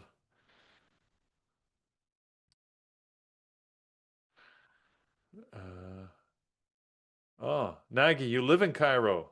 Well, I'll take your recommendations then. If you've got a recommendation of what's a good quality hotel that's not a Four Seasons or bust, Luke.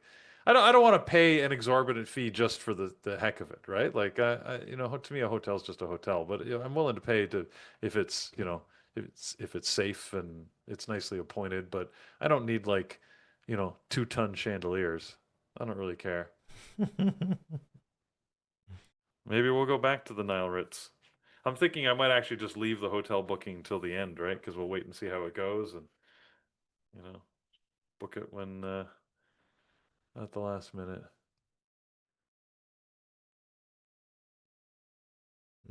What's happening with AMD? Almost got in long, but seems to be dropping. I will love the food. I am very much looking forward to the food, frankly.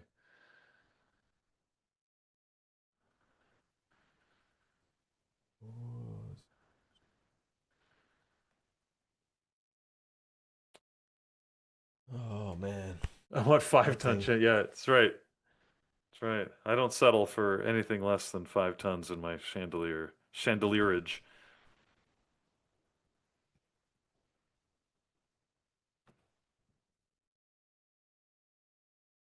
Well, Tesla ended up making a good move. I was contemplating the short on Tesla, but it was moving sideways just a little too much for me.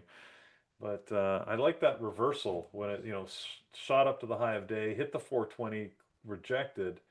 Look at the sell-off now, right? It's almost it's still not back to the open price, but it's almost all the way back. Yeah. So,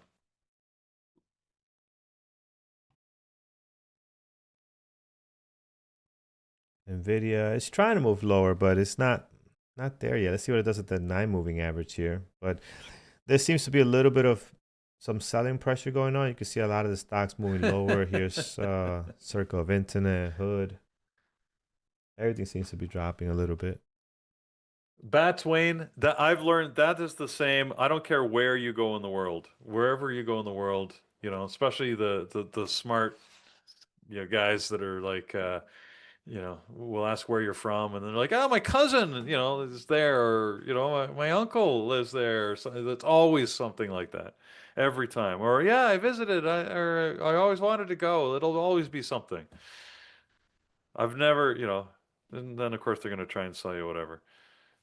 I'd like to have the guy once that says, nope, never heard of it. Or I did have a taxi driver once that went on a rant. Where were we? Where did my wife and I just go? Oh, it was in Aruba, actually. It was in Aruba. We were taking a taxi and from the airport, and the guy proceeded to tell us how crappy of a time he had when he visited Canada. So I was like, all right, appreciate your honesty, but thanks for telling me my country I sucks. mean, where did he go? Any country, if you go to the wrong place, you're gonna have a crappy time. I mean, you got to know where Yeah. you're going. That's not a Canada thing. That's just you got to go to the right place. You know, I had a lot of fun in Yeah. Toronto when I went there with the kids. It was fun. Yeah. Now, if I'm sure if I go north somewhere in some Airbnb, I'm gonna be like, "What the heck is this? It's nothing but land." And then, Well, yeah. it depends So, what you're looking for, right? If you oh, want yeah, if you want nice to sit down remote. and read a book and that's all you want, yeah. But I'm not looking for that. I want a little Yeah. bit of excitement. But yeah, it depends what you want. Yeah, Yeah. so gotta go to the right place. Yeah. He did not use Yeah. ChatGPT, that's for sure, to find where to go. Right, exactly. Yeah. uh, Anyways, I I don't know, man. all I right. see Nvidia looks AMD. like it's I hit don't a know. top here. Yeah, AMD it's had trouble getting through the previous day Yeah, close. yeah, it might do it So I now, wouldn't I Melanie. wouldn't I wouldn't forerun that. I'd wait for it to show that it's serious. 100%. 100%.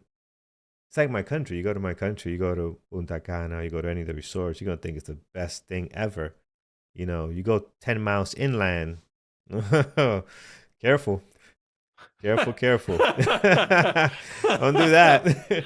Yeah, I do it. I speak the language. I could, whatever. I dress like I'm Right. from there. So you're not gonna tell the difference. But although they can tell when you're Yeah. not from there, no matter how down Yeah. dressed you go, they can tell. Um, Yeah. but yeah, things get a little more concerning. Yeah, I think usually they can tell if you're not fully local. But yeah, but I mean, I have no hope, right? Like No. if I go Carlos, Yeah. like they'll pick me out from from 10 miles out. Like it's Oh yeah. there's Yeah. no But you'd be there's no surprised. pretending. A lot of Canadians. Every time I go to Punta Cana, a lot of Canadians. They love Oh, it there. sure. Yeah, yeah. They love it, Oh, love it. absolutely. So But you're not running into them 10 miles inland, like you said. yeah, no, you're not. You're not doing that.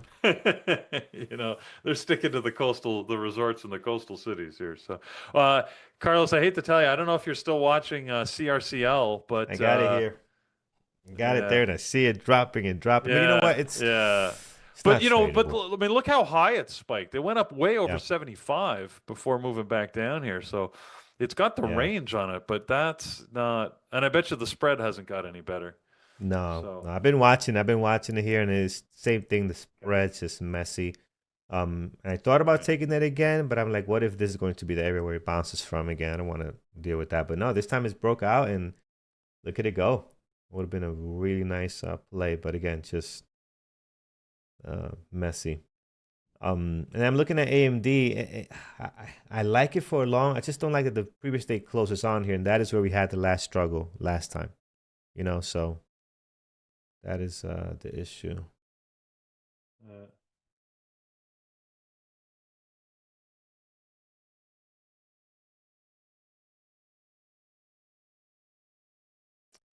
have you ever got? Here's a random thing, Carlos. I've got a lot of investments in different things, and one thing I've Mm-hmm. noticed. So here, my wife got mad at me. So I mentioned going to the bank, right? So I went to the bank. Partly Mm-hmm. Mm-hmm. I was helping with my mother-in-law's portfolio to manage her portfolio, and their what is the guy's title? Hold on. I've got his card here because he gave me his card. Well, if you need investment advice, I'm like, not from you, dude. Because I asked him a quick question because one of the investment portfolios issued dividends, and I'm like, the returns that you're showing are net, do they include the dividends? Like they must factor the dividend as part of the return because otherwise Mm-hmm. they'd be understating the return, right? Meaning that they give you the Yeah. dividend and they calculate that as part of your Yeah. percentage gain. And he's like, no, no, no, the dividend is reinvested. So it's reinvested so you get additional shares. I'm like, I get that, but you must Mm-hmm. include that as part of the gain. He's like, I don't know. Let me check with my manager. I'm like, all right, so you don't know what you're talking about. But anyway, so this guy was listed as a mutual fund representative. So basically, he's a salesperson, Yeah. a mutual fund salesperson. And I asked him, I said, well, look, you know, on his wall, he had this chart that said, and it was one of these charts where it shows if you invested $1,000 in like 1930, what would it be worth today? And it said if you invested it in, a fixed rate, like a savings account, if you put it in bonds, if you put it in, and of course, what's the one that's the biggest rise is if you just invested in US equities, right? Your $100,000 would be worth $14 million today if you had invested it in 1930. So you didn't have to do anything. You just put Mm-hmm. $1,000 on the stock market in 1930, and 90 years later, here it would be worth the 14 million. Okay, right, cool, that's fine. I get that. We all know the U.S. market has gone crazy.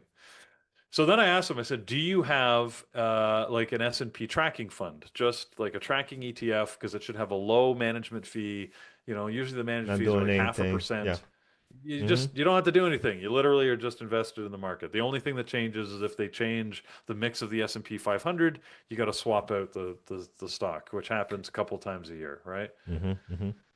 Anyways, the gold actually, no, Thundercat was a lot lower in terms of net gain. Now, of course, that chart I'm sure didn't have the recent rise in gold, but even so, it wouldn't have made up the difference because the US equities have just gone so crazy over the last, 70 years, especially, last 40 years, very specifically. But, anyways, um, so anyways, I said, well, what about putting some of her money, because she had some underperforming funds, what if we put it in the S&P tracking fund? And this is where they pissed me off, and I went on this rant, and my wife was like, calm down, like, stop, because she's retired, she's 80, right? Yeah. Yeah. And if you wanted to put your money in an S&P tracking fund, that's considered a high risk investment, and they wouldn't allow her to do it because her portfolio in Canada, you actually have to rate your portfolio risk level, and then they will not allow you to buy a fund that's outside of that portfolio risk level. So if you say you're Oh. low risk, you can only buy like bond funds and secure Mm-hmm. investments and high dividend yield institutionals. Anyways, And I'm like, so your chart on the wall tells me it's the best gaining thing in the entire market, and yet you're listing that as the high risk investment. And you got these stupid mutual funds with 2.5% MERs, management fees, and you're telling me that's an acceptable investment for her, and yet she can't even take advantage of the market. Why? Because if the market drops, you would suffer the full loss, right? If the market goes down 30%, that investment goes down 30%. But we all know an average over time, it goes up. It goes up, So, right? and that just drives me crazy because what they do is they sell you, and the whole perspective of the industry is, but it's actively managed. So we're going to mitigate some of the downside risk. So basically, if the Hmm. stock market drops 30%, your mutual fund will only drop 10% or 15% or maybe 20, but you won't suffer the full loss. But when the market goes up 80%, you're still only going to get 15 or 20, or if you're lucky, 25% gains. You're not going to get the 80% gain. So you give up Right. significant upside potential to just That mitigate the risk protection. of the Yeah. downside. And I'm Yeah. like, I don't think it's worth it. My assessment has always been it's not worth it. That's how I Yep. invest personally.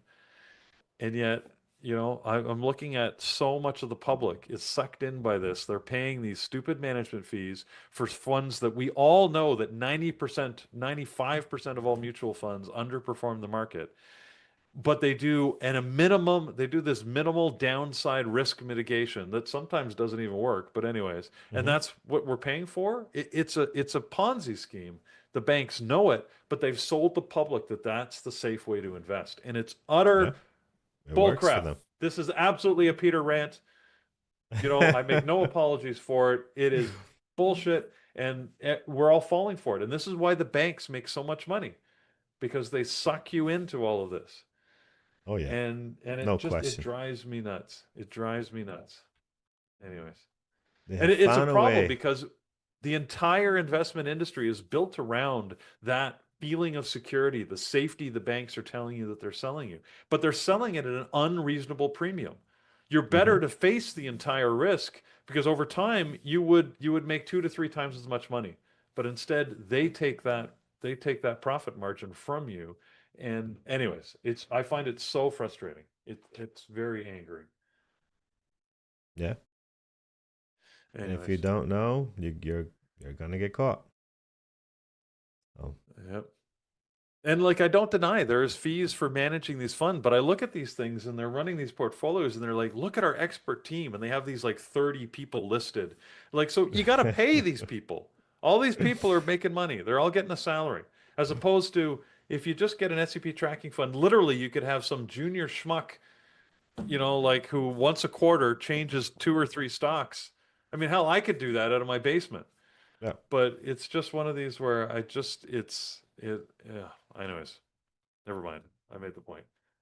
So I just find it so annoying, and I just so much of our society has been taken in that, and yet it's what we've allowed the banks to sell us as common wisdom, and it is not wise. Anyways, all right. I still haven't taken a trade. Um, Yeah. I'm still watching the markets. The only one I regret, Nvidia did bounce off the high here and move back to the VWAP. Really, the Tesla. Tesla was a potential trade below VWAP. It wasn't great. It wasn't really completely on target with any of my strategies. I just know that pattern when you get that big move up. And then it sort of faltered at the VWAP, that there was a potential for a move through it. It wasn't quite a lightning bolt. It certainly, but it worked, but it worked very slowly. But it's okay. I'll wait. I'll wait for my next opportunity. I think today there's still potential. We're only 50 minutes in here to this trading day, so there's Yep. still some Yep. options. And Carlos, I'm looking at an AMD. I think it's a very good thing that yeah, you didn't end up jumping into that because look, it's in what I Failed. call no man's land. Yeah, You it guys have heard failed. me talk Hmm. about this.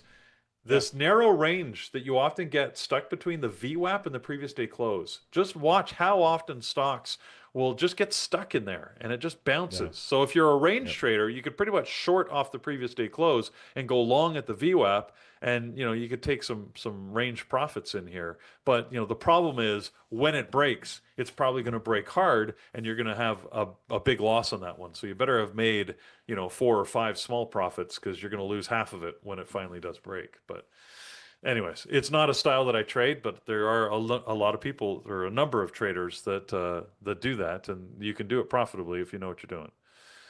Mm-hmm. Agreed.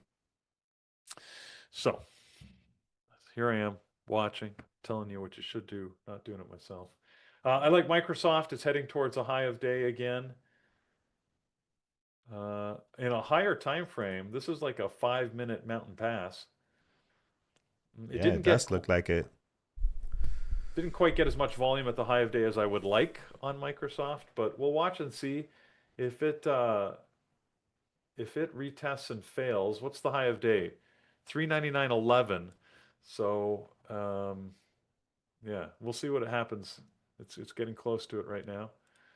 That might be a potential reversal back to VWAP, but we'll see. Yep, yep, yep, yep. For 1 hour after that, Marco, my go-to strategy is what I call my mountain pass, which is a double top or double bottom reversal strategy. It's got a very structured. We've got webinars on it at Bearable Traders. It's got quite a number of indicators and signals that I use. It's basically the only thing I trade midday, unless there's a parabolic reversal. Like, I'm just a reversal trader midday. So, but parabolic reversals are fairly rare, but you'll know it when you see it. Like, that's when it just spikes right up to some high or something on some news usually, and then you wait for the weakness, and then you can take a quick reversal trade. They pay well, but you got to be careful. You got to be selective about which ones you take, as always. I don't see anything I like. AMD is the only one that kind of calls my attention here, but again, it's just stuck in. I don't like this previous day close line here, so nothing there. Tesla, circle of incident, right back up to the VWAP. Yeah.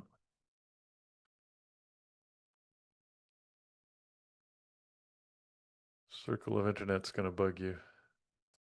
Yeah, I think long term this is a short, but I don't want to take a stab on it. It's got a better range to the downside now. Like if we reject the VWAP, got a nice low here now. So that could be interesting. But 71.22.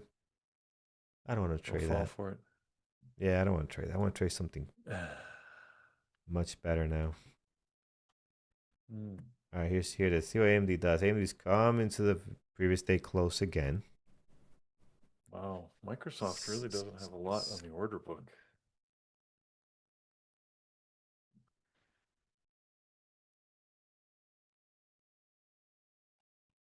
Yeah, not a lot sitting on, nothing on the level 2. All right. Microsoft is coming up here, approaching the high of day. It's within, got within 5 cents. Do I think Tesla's gonna load up and go back up? I don't know. I don't know. It to me it looks weak here.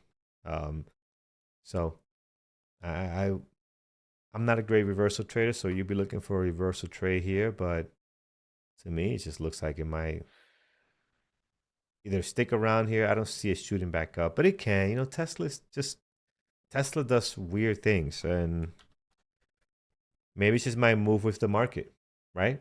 Kind of did this morning too. I see them move up. It was very aggressive actually, and then kind of just came down here, moving sideways. Market's trying to move higher. Maybe Tesla wants to do that today. So it kind of overlaps a little bit with just a much aggressive start of the day, right? This was nice there. So I guess keep an eye on the market and see if that's in the plans for it today.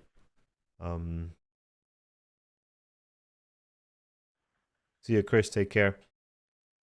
Friends, if Okay. you haven't done so already, hit that thumbs up over on YouTube. Really appreciate it. We're sitting at, how many likes we got today? 2 cents. There you go. 237. There you go.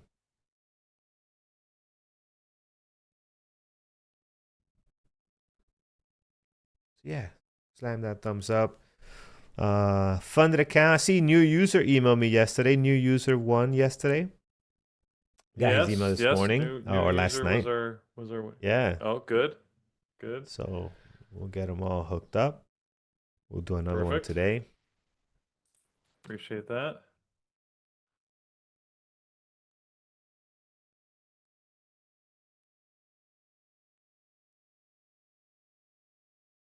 And let's see. Let's see what we get here, friends. Watching Microsoft here, it did make a new high of day, but only by a couple of cents. That especially on yeah. So now it's breaking through. All right. So there you go. So uh, broke higher. I'm watching it on a 5 minute chart to see if it set up a mountain pass. It was not bad. The pattern was right, but now it's broken higher. So that breaks my setup. So no trade Mm. on Microsoft.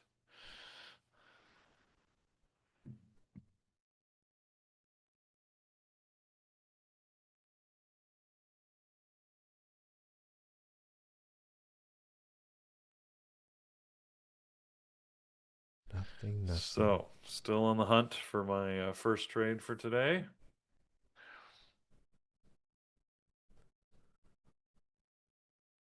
Wow, circle of Workday incidence back hood above was the VWAP. Yeah, it is back above the VWAP. yeah, not by much, but a Yeah. little bit.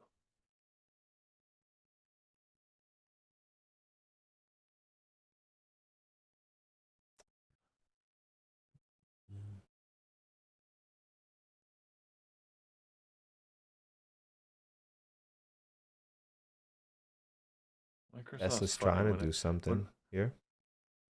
when Microsoft is not actively in play, Mm-hmm. it's always weird to me because it doesn't look strong. So I used to be tempted to think, well, it's probably weak. But not looking strong doesn't mean weak. It just means that it's not Yep. going to move aggressively higher. Because, I look at the level two and the Atlas on Microsoft, and it's got nothing. There's a couple orders up at 400, but really, bottom line is it's pretty empty. Like the Atlas shows almost no orders anywhere. So I've learned Yeah. now to say, again, not looking strong means it could almost sort of just leak upwards, like it just slowly move up with really no volume because there's also no selling pressure for the next little while. So the Yep. lessons you learn Yep. along the way. We'll see what it does. Quiet morning, Carlos. You just had that one trade, Very right? I quiet. think. Yeah, that's it. Yeah. That's it. This one CRCL trade, and it's been Right. extremely quiet, friends. Like we almost took AMD, but glad I didn't because it didn't work. So that failed. Mm. And yeah, I have not seen anything that we will take here. The only other one was Tesla short, and I wasn't watching. I'm not sure why. But this Tesla short here looked pretty good. Breakdown below the VWAP, Yeah. pullback. That would have been Yep. a trade for me there. Was I still in CRCL? No, right? CRCL at that time. I was just getting out of CRCL, so that's why I wasn't paying attention to it. Yeah, I I was was just getting watching out. it. I just Yeah. it didn't quite set up with my strategies the way Mm-hmm. I was looking for them. So yeah. So I do regret it now. Like it's one that I maybe could have been a little more aggressive on, but Yeah. okay, Sarah. Other than that, I don't see anything else. I'm like, oh yeah, I missed this, I missed that. It's just not a whole lot that would Right. have an opportunity to jump on. So just one of those days where you're just not getting good setups.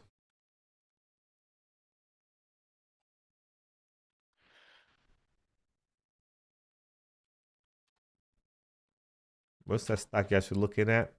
KL AR.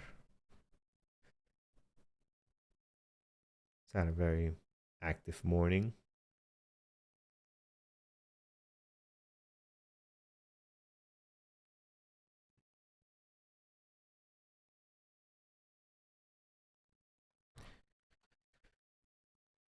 don't see anything, friends. Quiet, quiet morning. Started off great. Started off, everything took off. Tesla took off, and then it just kind of, everything just kind of come down. Look at rig. What's rig? Rig, $6 ticker. What do we got going on here?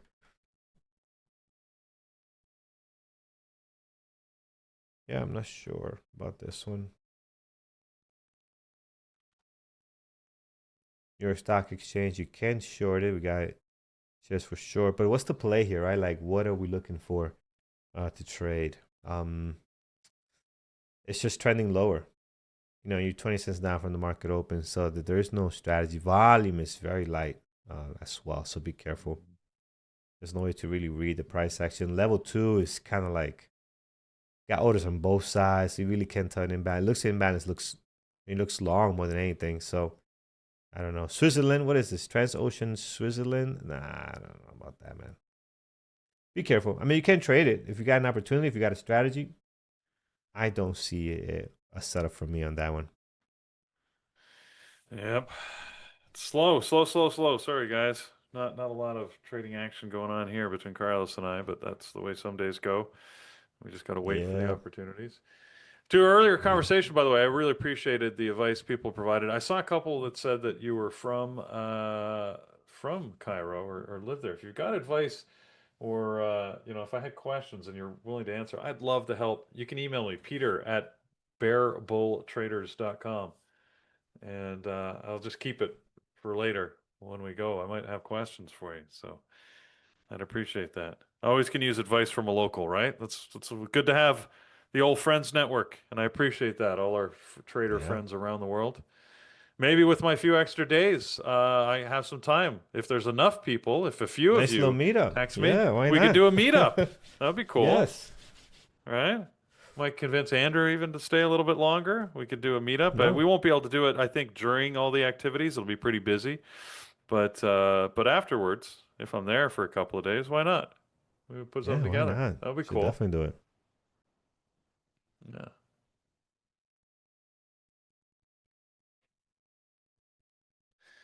CRCL is yeah, it you say what a turnaround.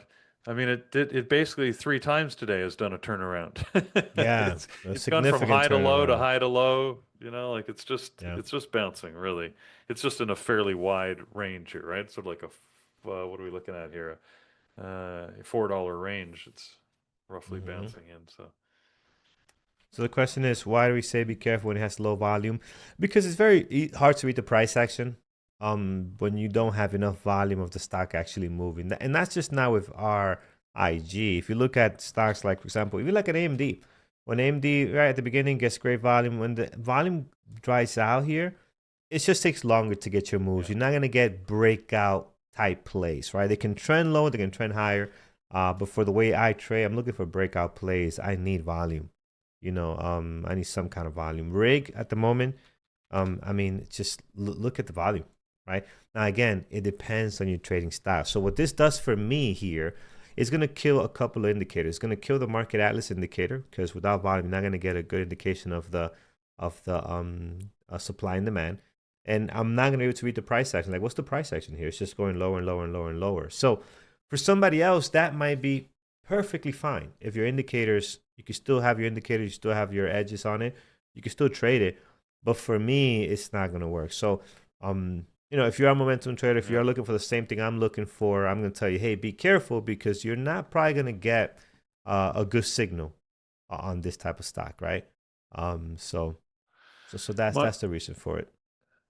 If you want to put a number to it, when I look at it, basically any stock that trades less than 20,000 shares a minute on average, I would consider very low volume.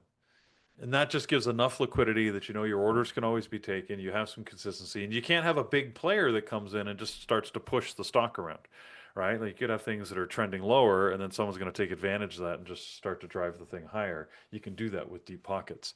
When you have anything that trades 20,000 shares, 10,000 shares a minute would be the absolute low end, but Mm-hmm. 20,000 shares a minute is what I'd be looking at or higher.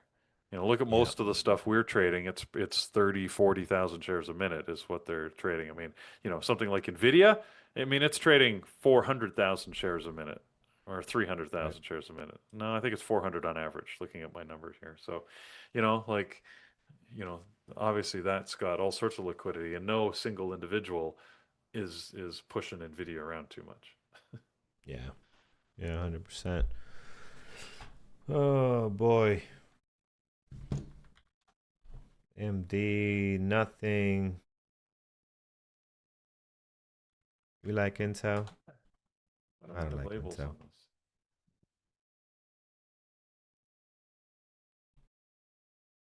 Intel.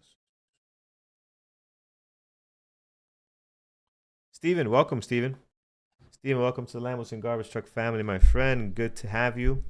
Welcome and good luck on the draw just shortly here. For our Lambos and Garbage Truck members, we're going to be giving away a funded account. So good luck.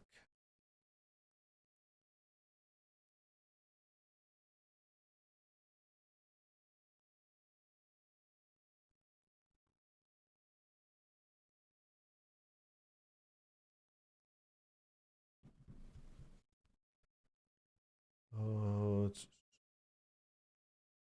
new user 70. We were just talking about, yeah, new user 7066. I saw your email either this morning or late last night. I'm an early bird. I'm down. I went to sleep when Trump was I don't know how long did he go, by the way? Not sure how long Two he went hours, for. apparently. 2 hours? Okay. So as soon as the Yeah. Canadian team came up, I saw them and uh he had them there, and then after that I'm like I was dwindling down. I'm like, all right, I'm dozing off, and I just went to bed. So I'm in bed early, man. It's the thing. And I had the kids all day yesterday, man. Their energy is incredible. Like, oh man, we were in it to win it, Did you and there build? was Did you build a just snowman? we did not build a snowman. We built a snow What? You didn't cave. build a? We built a snow Okay. cave, so we did that. Okay. But we did not All build a right. snowman. No, they're into throwing snow and jumping on it and doing all kinds of other stuff and everything. It's funny. I was out early, Uh, clearing up the snow. Oh, the nice little path I yeah. made, they just completely. This, I'm like, guys, you guys have to shovel this again now. So they were having a blast. But good times, good times. But yeah, their energy is unbelievable. You guys want to take a nap now so daddy could rest? Nope. Oh, we don't believe in naps anymore. They just We're want to not go. babies. No, We don't need. exactly. We don't need a nap. Yeah. But yeah. So yeah, new user, I'll get you hooked up today. I'll send that to you.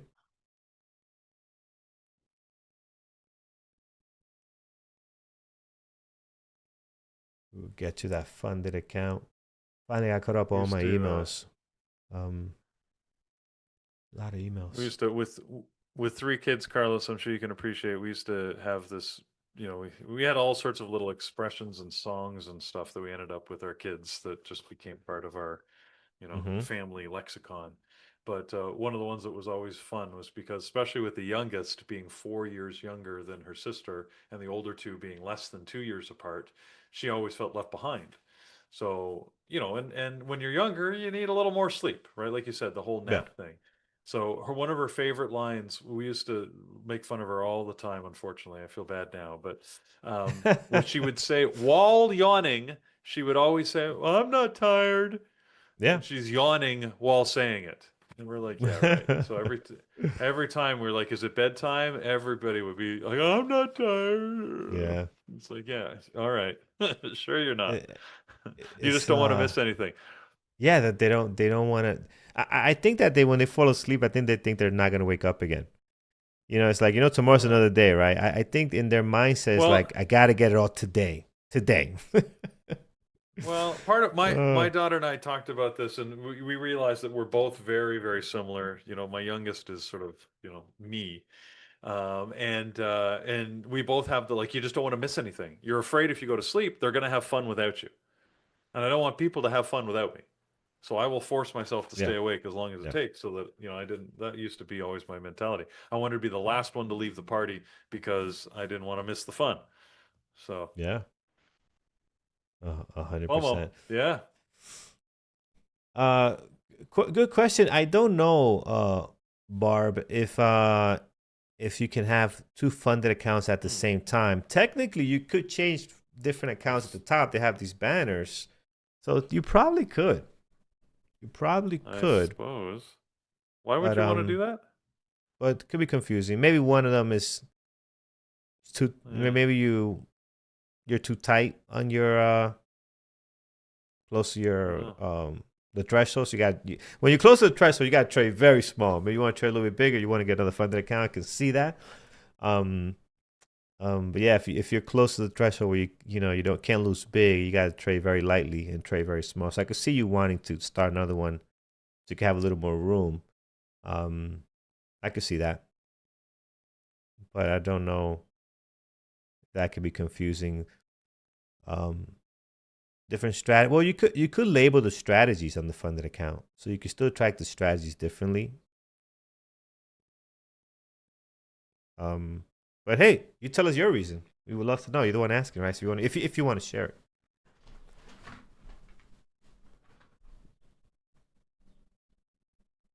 I don't know if the system allows that though. If it allows you to have two open at the same time with the journaling, maybe.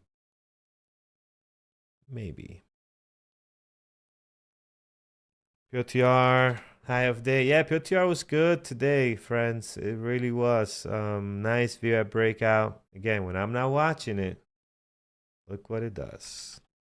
AMD. Look, AMD failing. Failing down below the VWAP here. This time it's actually failing pretty nice, actually. Yeah, it is at the moment. Yeah. So at the moment, is correct.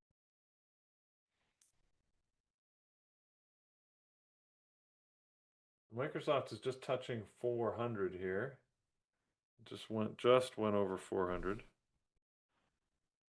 I think Andrew's upset Microsoft. He was in those options, and he was down like, I don't know, $70,000 or something yesterday. Now they'd be in the money. He got out of them at break even. He's regretting that now. If you got a payout, can you start another funded account? You know what? The man that can answer that question is going to be in here in a second, so we'll ask him. Good morning, everybody. Good morning, Andrew. And I believe you can, but Andrew will be the one to answer that. Andrew, if you got a payout on the funded account, can you start another one? How does that work? Is there a limit? Do you what?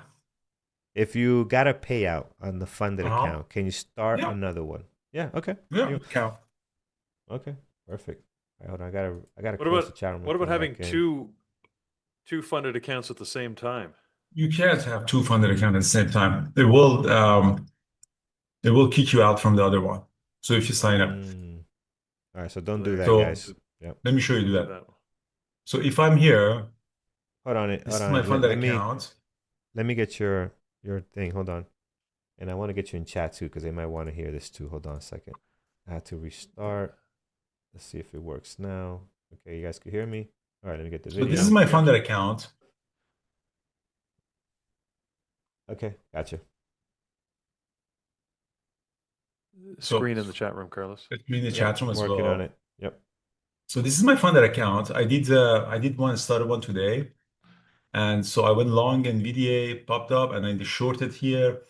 And now I'm actually short NVDA. So as you see here, 100 shares. So I'm going to buy this at the market. And I got filled and I'm up $57. I don't know actually how you guys are losing money. It's so easy. Like I just, buy here, sell here, short here, cover here. Like I don't know. It's just. Oh man, I wish I had the record button on for that one. Yeah. Well, I just went to the chat room and I said, okay, this is how you use it. But anyway, so this is the discussion. So if I come here to the funded, start a new funded account. So even though I already have one, if I'm already have one, if I go click on the continue, it says that, hey, it's going to lose it. So if I come here, then make the payment, then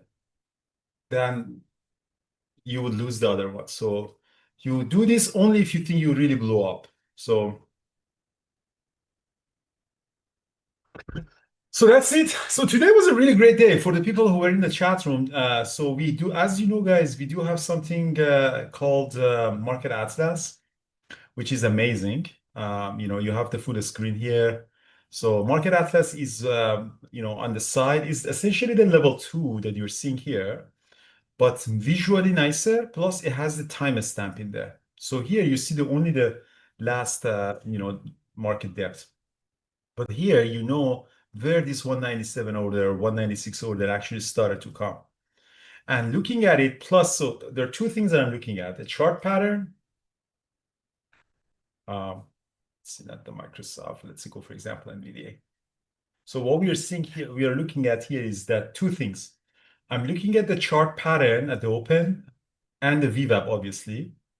And then I'm looking at the levels to go long or to go short. In this particular case, NVDA came above the VWAP, pattern was bullish. So we went long, and the levels up there were really showing that the level 2 or the Atlas was showing a very bullish move. So, it really got this really beautiful squeeze on that. Same as Tesla. So Tesla today, we did a trade, I think, through TSLA. So again, Tesla, the pattern was 1 minute opinion range breakout. This is the pattern. The Atlas was really bullish. So we long, added more, and then partial, add more, partial, that's it. So from 1570 to 16.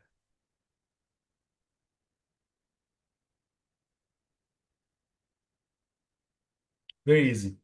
So this aggregate is just visually making it nicer. It doesn't do anything. So if I bring my Atlas here, so Carlos, let me actually go back to the smaller screen so I can bring it here. So this aggregate is aggregating your data based on 10 sets. So you see here is it doesn't impact anything. It doesn't change anything. It's just a visual tool, like zoom in and out. So it's now 10 cents. So we add this, if you hold this axis, you can actually go up and down. So you can actually zoom out a little bit. So it does change a little bit visually. But if you don't like it, you can always change it, like, for example, to 2 level. Or 5. It doesn't change anything. It just visually gives you a little bit of different things. For futures, 25 is very standard. So you use it over 25 because the depth of market is 25 cents. So you can see the levels, very clearly. For higher prices stocks, 10 cents is good, 5 cents is good. For penny stocks, you're going to keep it at 1 cent. The level is essentially 1 cent. But it doesn't change it. It's not a right or wrong. So if you change it 2 or 5, it doesn't impact your trading. It's just a visual, tool like color or shadow or something like that.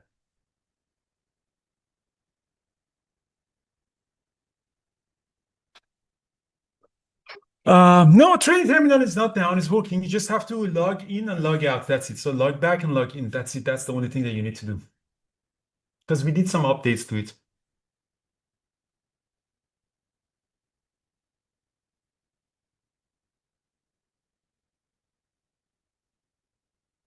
So do we know NVIDIA is going up or down? I don't know. I mean, that's $1 million question, isn't it? That's $1 billion question. If anybody knows what's happening with NVIDIA.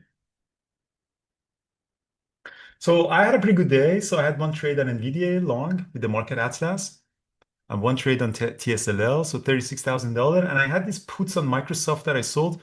I covered them at the break even because it was really naked and I was really down. But turned out to be actually, if I were holding it. So here is actually the Microsoft puts.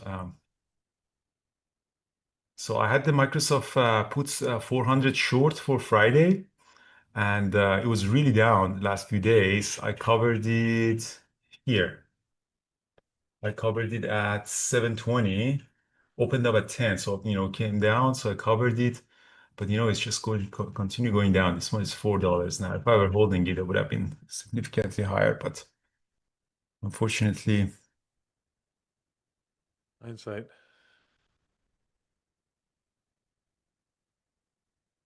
Hindsight's always 2020. exactly. Like, no, it was a bad management because I didn't have any protection. I was naked, so I really wanted to cover. But if you have a vertical, so you sell the puts and then you buy the puts down there, then your you know loss is capped. So that would have been much better. Like naked puts and naked calls are very dangerous. So you got to be really careful.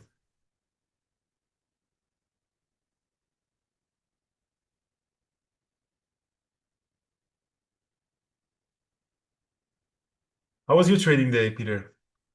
Nothing yet. Still waiting for my first trade. Just like yesterday at this time. I think it was right about now that I found my first trade. So What about I did Carlos? miss Carlos, a did you short. trade good? I had one trade on CRCL, so I had just one loss. It didn't really get going. Other than that, nothing else, man. It's been sideways for a lot of stuff. So Yep. Yeah, quiet day for us. It just sometimes you just don't get the setup you're looking for. But that's okay. It's still day is still young. PLTR looking good right now. You got Microsoft sitting just came off of 400. So there's some stuff out there. Just gotta wait patiently.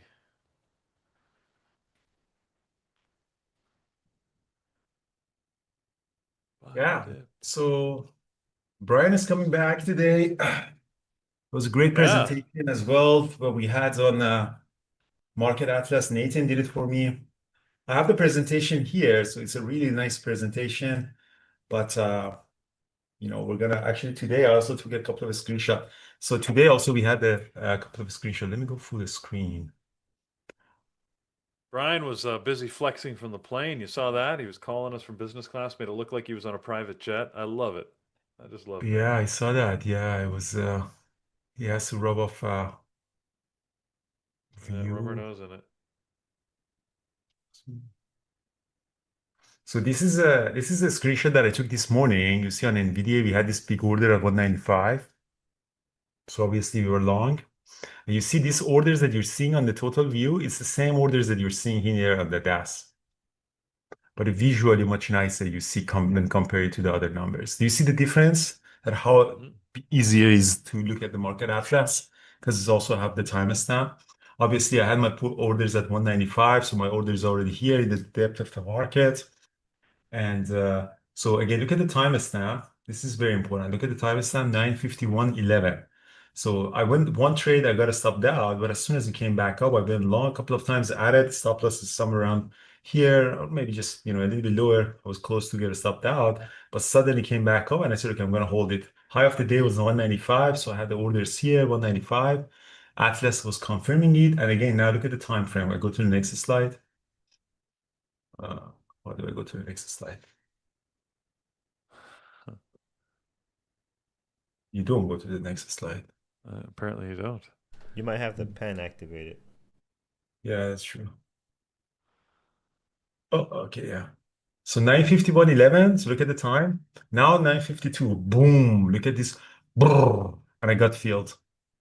And I don't have a time on sales. If I had the time on sales, you could see the volume is actually coming. So these are not fake orders. And then the orders started going up to here. They went up to 191.50. So now the orders are coming up. The sellers are going up. They're increasing that. So the prices usually go toward them. Let's see. Boom.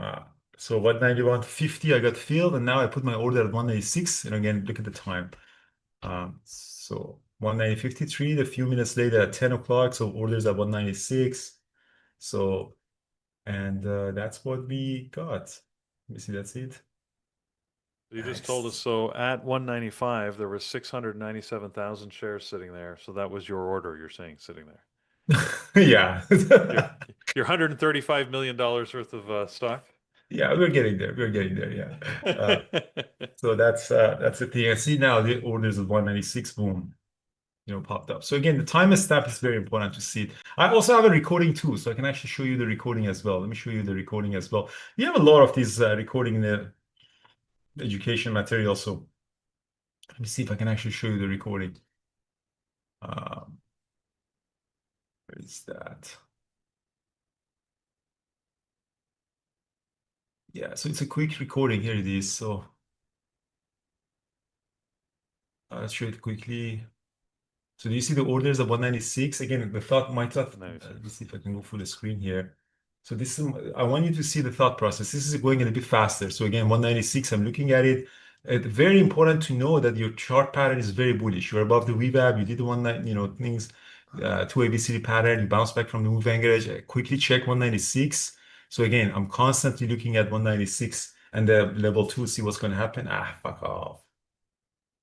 Oh, yeah, sorry, that was not me. Still going. So 196, see, it's going to go boom. So the orders are coming here. You see that? I took a screenshot here. Boom, 196. And now I'm checking my market atlas quickly. Actually, I took another screenshot because I wanted this. So again, I'm checking at my market atlas. So now it's coming back. So the orders are not really showing up, but the chart pattern is still, the price action is still very strong. So I zoom out here, try to, get a better understanding of what's happening. I change my aggregate level a little bit to see what's happening. And again, now it's breaking out. So now I see the orders are here at 196.20. So again, I recorded, that few minutes. We have a lot of these recordings available. So that's why I'm not really doing it anymore, because we have so many nicer than this, all edited. So it's really easy. And this is my presentation for Money Show. So we had a lot of, and again, we have also the depth of market for the CME group as well. So the CME group has 4 exchanges. The Chicago, that has mostly ES and Q, the indexes, market indexes. These are the ones that we have, and these are the only ones that have a really good depth of market.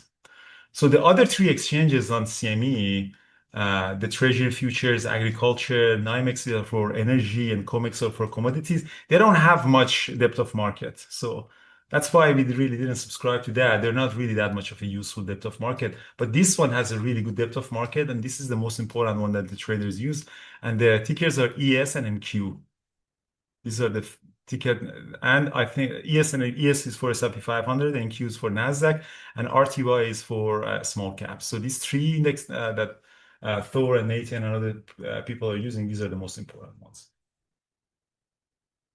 So we have it through the market atlas. Yeah, I'm going to do this presentation later for you guys, so I have some more recording as well. So, but the idea here is that if I go back to the first slide. So the idea here is that can Market Atlas help you before the open slideshow? So the idea here is that can Market Atlas before the market opens tell you which direction we are going? And that's the key part. So can we actually meaningfully say that where are we going to go? And the answer to that is if the Market Atlas shows some orders before the market open, again, this is market open, we don't know what's going to happen. But if there are some things that are happening, and if the price action confirm that, you can take that trade. So at the open, it sells off, but it comes back up. The order is still there. So you can actually take that trade. That's exactly what happened with Nvidia today. So at the open, we didn't get anything. It came back up, squeezed through the VWAP. The VWAP is the very important indicator that we are having, this blue line. It's a very bullish squeeze. And then this is a confirmation that, okay, at 446, we have the level. The 446 is the high of the day. That's exactly what happened with NVDA today. So if you have a tool that can meaningfully tell you the direction, not 100%, but putting it next to the price, then it's worth it. That's exactly the trade that I did for $10,000. Here you go. So I went long, boom, breakout to all the way up to 449. So another thing that I want to talk is Tesla. Okay, Tesla is gapped up. You want to see what's can meaningfully really trade that. Yes, this huge squeeze that pops up goes all the way. Again, the market atlas really tells you all of this thing. So I'm going to do this presentation next week, so we can actually get an idea of clear all my drawing. All right, so that's it, guys. So Microsoft is going below 400. So we have a lot of funded accounts profit today. We're gonna send it to the tomorrow. Today is Wednesday. We usually send it by Friday. So what you can do is you can go to you send me the PayPal. Yes, and this is my email, so you can actually send a money request. So now we have this one from Deal, $10,000, and then we're gonna make a payment. So again, you come here. I have 2 more today. So 603 from Shima. Congratulations, Shima. So payout. This is the number. Train terminal. What else do I have? I had another one. $10,000. This one from Stephen Webster. So $10,000 profit. Congratulations again. So you just have to, we send you the instruction how to send it, and then we usually pay it oh, we had another one too. All right, so we'll let you know. That's it, guys.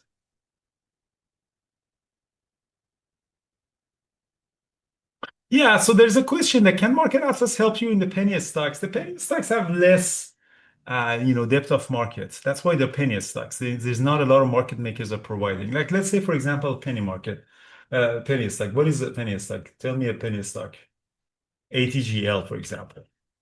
ATGL today. Like, you see, there's not much orders really in the depth of market. So that's why it's not really that meaningful for the penny stocks. AIDX. You need a lot of depth of markets. That's why penny stocks are so volatile, because there's no depth of market. The Nvidia doesn't drop 10% because there's so much liquidity in the depth, and the market makers are willing to absorb the price. But in this penny stocks, not really. I wouldn't really recommend you looking at it. That's why in the exchanges also, like for example, you have the ES and NQ, because there's a lot of this. They're very known contracts. And then now in the summer, CME Group wants to add the Tesla futures, NVDA futures, and the single stocks too. They're going to be in the same. So you're going to have that, but they're popular. There's a lot of market makers are providing liquidity to that. You don't want to be in something that even market makers don't want to have that. That's why they make it a spread high, and the risk is really high. Stay away from really small caps. Like I'm doing it every single day for you, making $10,000, $20,000. $5,000, $2,000, $200, just by trading in NVIDIA and Tesla. And yes, they're expensive, but they're products that you can use it, like TSLA, NVDA, options, call options, put options. There are products that can help you. Like, don't worry about, oh, I have only $5,000, then I have to trade a $1 stock. And you can lose that $5,000 faster.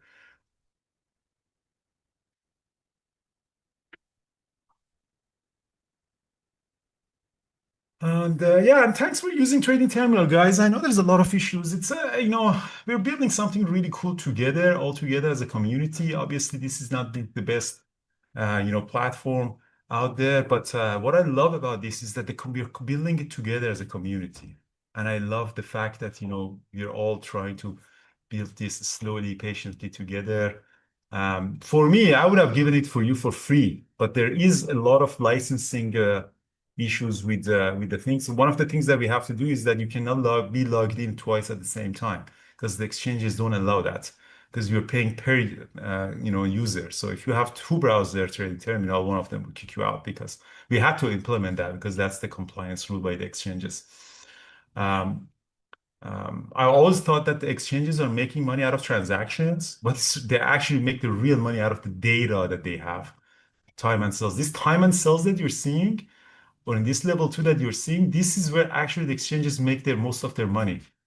The real-time data is their asset. So the real 15-minute delay for free, but the real time is the volume, event. The volume is, the volume of the transactions or something that, that's why you see the DAS and Trading View and Trading Terminal have different volumes. The candlesticks are the same, but the volume are different. And our volume is the best. It's the most expensive one. It's the most comprehensive one.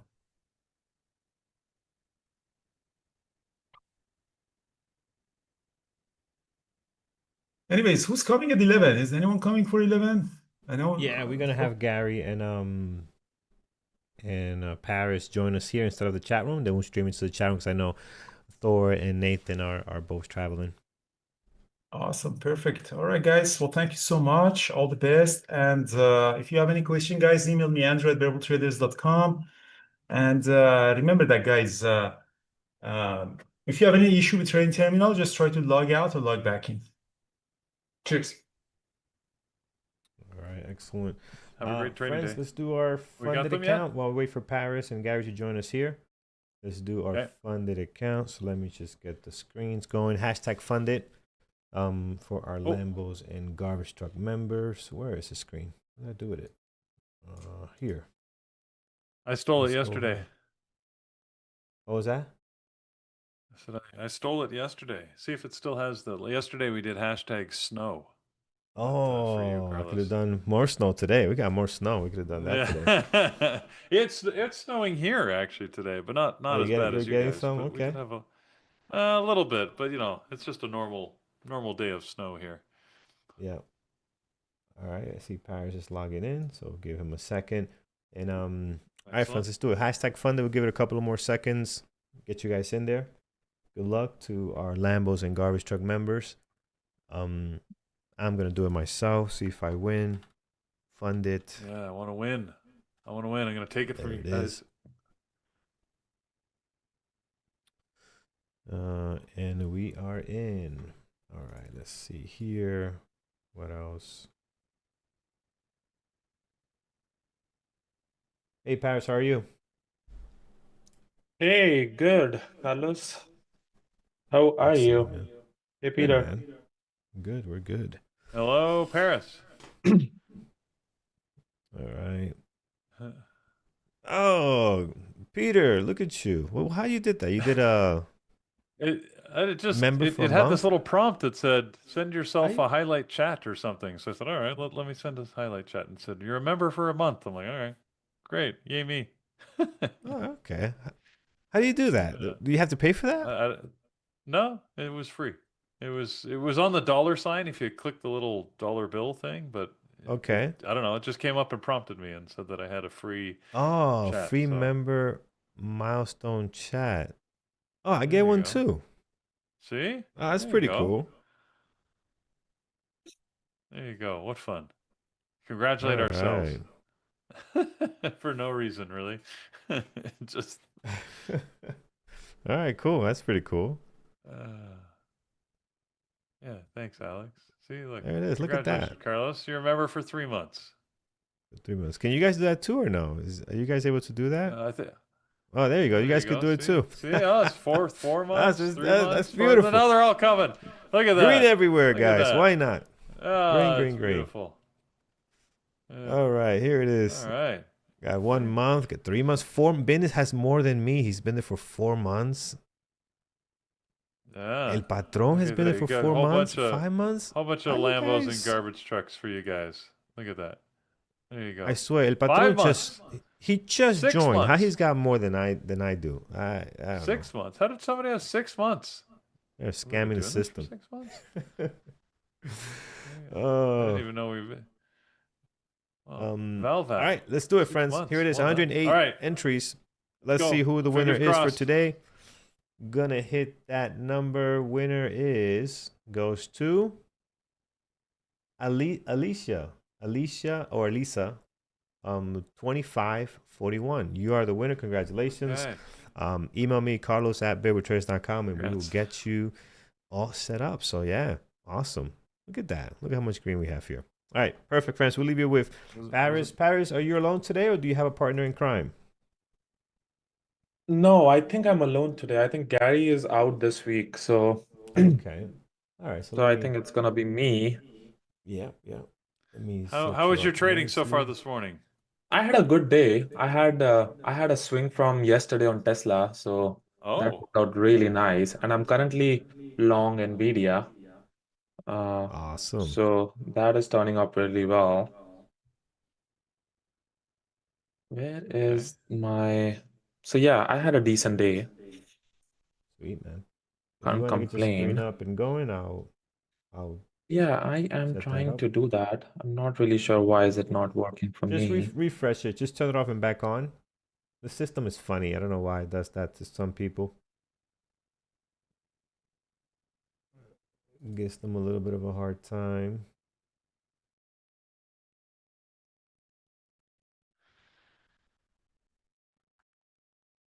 Can't wait. In the next couple of weeks, I'm gonna get my new glasses, Paris, and then we can be brothers. Because I got glasses that look sort of like yours. My wife convinced me to get.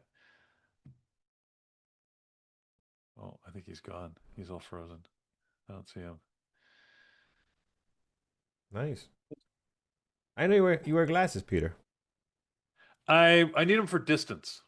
So I Okay. don't need them to look at the computers here because they're 3 feet ahead of me, right? There's the length of my arm away from me. But to like to drive nowadays, to play pickleball, play squash, definitely wear glasses. So never had to before, but that's what happens when you get old, apparently. Here we go. Okay, You got I think you pairs should of be able to see screen. my screen. I am. Thank you. Can you see my screen? Yep, we I can, got you now. or at least I I can. got We you got to now. get there. You go. Yep. He's got it. Paris, I was saying that my wife convinced me to get these glasses, and I just realized they look a lot like yours. So we can be glasses brothers. Oh, I'll nice. when I get them, I'll put them on. We can compare, see how cool we look. That would be amazing. Yeah, I was actually thinking of changing my glasses, but now I'm not gonna Oh, change. okay. Well, you go ahead. No, I'll wait for your glasses to come up and then we'll I'm. be buddies. We'll be brothers. Well, looks like you took a couple of shots at Nvidia before it finally worked. I took a long on Nvidia before it finally worked. Yeah. So I am long on Nvidia right now, uh, on this thing. But I think my biggest trade win was Tesla. I took a long from 403 yesterday and sold until 420 today. So I took that trade in the chat room yesterday and I held it for the entire 420 until 419. So I sold all of my from the swing until 420, and then I started a couple of longs at later part of the day, but those did not work. But the swing, I got a 20 close to 16, 17 point move on Tesla. So very happy with the swing that I did. And the funny thing is, I took a trade on Tesla in the chat room yesterday at 403. So that was uh, and I was bringing up my thesis on that as well. So how is everyone on YouTube? I don't usually come on YouTube much, but good to see you, everyone. So let's see. So Tesla short now. I personally, 415 area was the area, and it is gonna range around this area for this thing. Nvidia played a lot of struggle for me at this open. And if you look at it, I was always long biased on Nvidia. And at the open, I was trying to long it and I kept getting stopped out at the open. And then one trade really worked for me. And I'm like, okay, this is gonna go.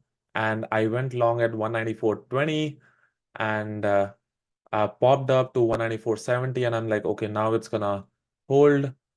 And it literally stopped me out at break even and then rallied across to 196.50. So that was like a very uh, not from a dollar standpoint loss, but from a psychological standpoint, from mental capital loss that I saw on Nvidia. So I missed the move. I definitely was bullish on Nvidia for the move to 196 or 195, but did not capture the real move. But now I think Nvidia is giving me that move. So I have an order at 196.79. So I'm gonna move a little bit down. But I try to long again Nvidia around the 195.70 area, right here. A couple of times I got stopped. So I was not giving a lot of room because I was anticipating because the volume was coming in. I was looking for a continuation. And I kept taking the trades around the same area because this is the area I was starting to see buyers stepping in. So when I took those trade, when it closed above the area, I added heavy. Now I'm scaling out to the top on Nvidia. So, and I think 196.50 was the area that I would find a lot of sellers and see if it actually goes higher above that. If not, I'll get stopped out at break even. So yeah, so that was my trade on Nvidia. The not Walmart, sorry, Workday. I traded Workday because Workday had earnings today, and I traded Workday for a couple of times. So one time I got stopped out break even. Second time I caught a 2 point move on the downside and then stopped out break even. So That was on Workday. I was short biased on Workday, but the thing is, it is rallying right now because it is so extended on the downside. Even the bad news is actually making it rally. It had a bad earnings as such, but just because it has sold off so bad, it actually rallied on the thing. And looking back, I think I should have been more long bias than a short bias, but I still made money on the short. What is Tesla doing?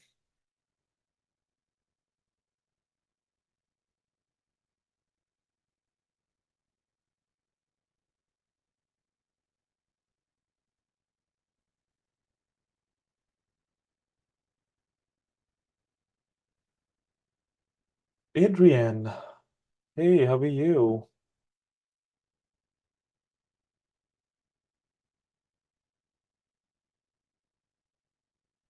Tesla is actually selling off now. So Tesla is broke out of the 415 area and now it's selling off, coming to that range area. Nvidia is selling off too. So I think Nvidia is the time where I want to get out now because it has showcased weakness now. So any pullback, I'll get out on Nvidia. Nvidia is weak actually now.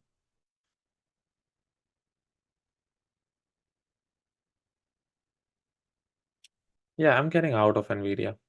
All out of Nvidia. All out of Nvidia, guys.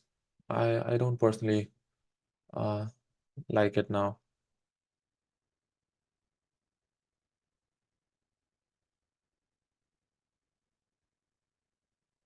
So that was the end of Nvidia. Now it is.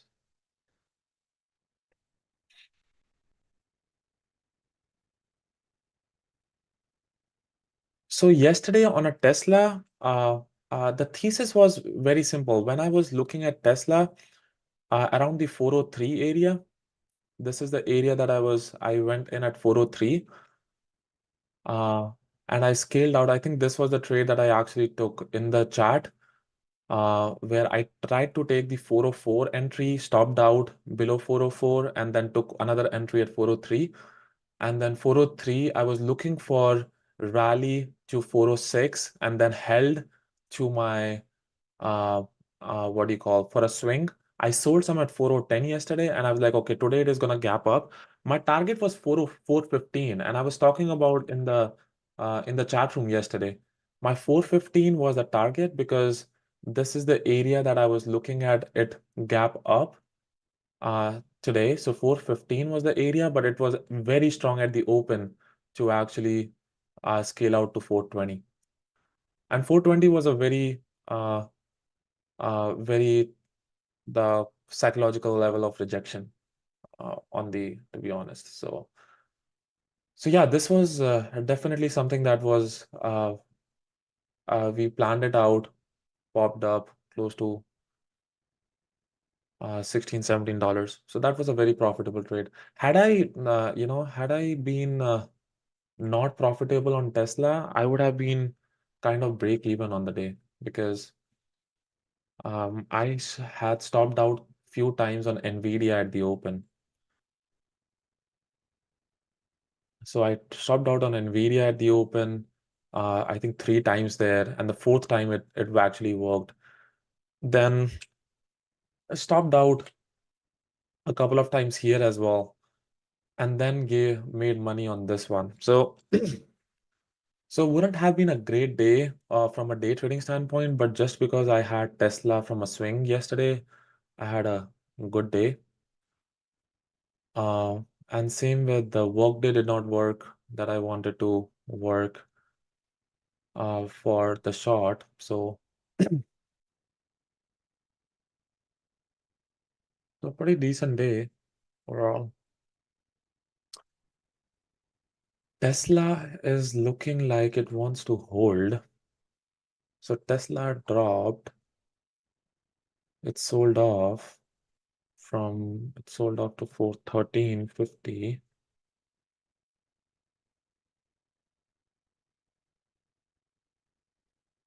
Nvidia is selling off. SPY is selling off.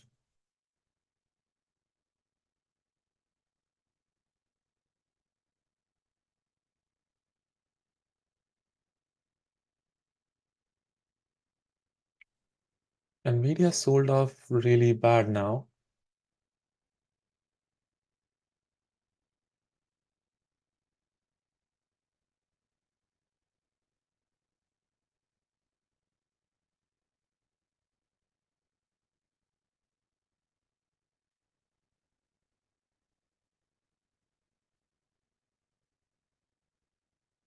Tesla is selling off too. What is AMD doing?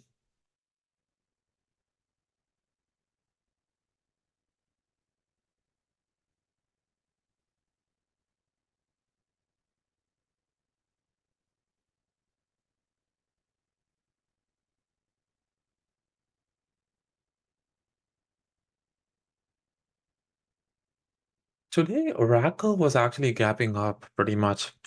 I had Oracle in my watch list, but it was jumping around a lot at the open. But this was I was looking for a long.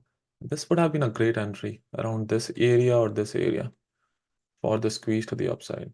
This was like a $4 move when it came back up.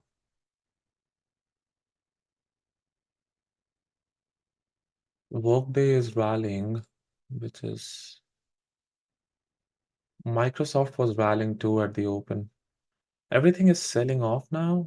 Maybe the SPY is selling off now. So Microsoft is selling off.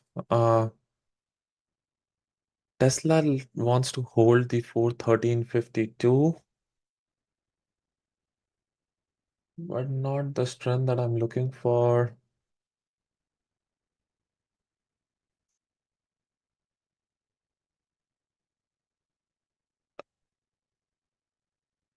Yeah, not that area that I'm interested in.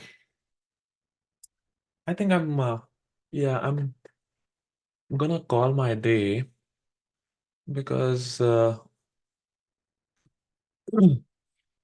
unlike Andrew, it was a struggling day for me from a day trading standpoint.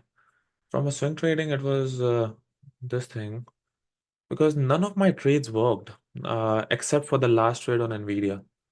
This trade on Nvidia looked for the break of high of the day, and this worked, but it came with a struggle. Like it came with a struggle of getting stopped out, giving back, and then you get stopped out 2 or 3 times, and then you scale out and you don't hit your target. I was looking for maybe like 197.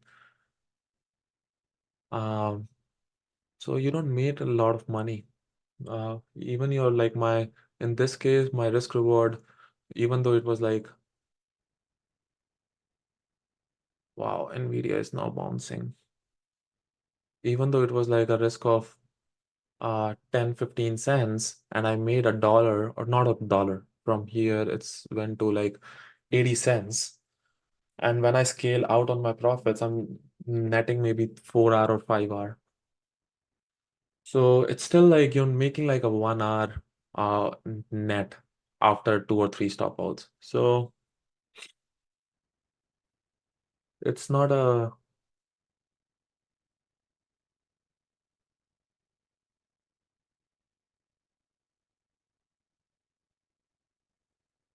Workday, Oracle. Anything interesting that is running right now? Anything that is interesting, guys? CRCL. Somebody said CRCL in the chat room, so let's look at CRCL. What is CRCL doing? Yeah, CRCL came up with, oh, they have a news, right? About the, yeah, I was looking into the pre-market. They had a news about this one. I did not keep it in my watch list, but they had a news about they got an approval to act like a bank or something. Yeah, earnings, okay. Apple, you traded Apple. Alex,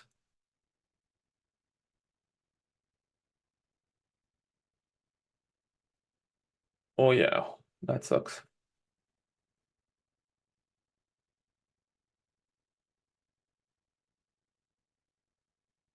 So Tesla, Nvidia seems like it wants to come back up. Nvidia came up with a big volume.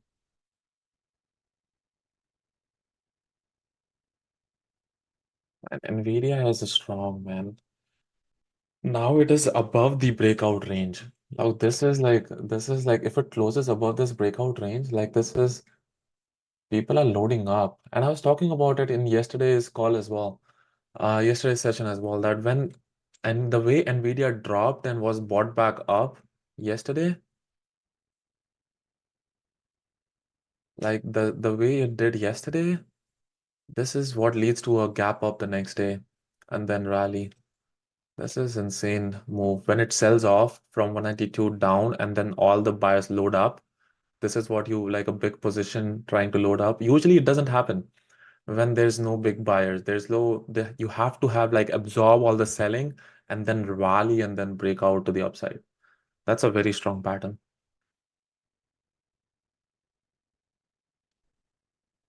But it's gonna be fun after Nvidia earnings because Nvidia is like 7% of the SPY. So any move on Nvidia is like uh it could make or break the SPY too.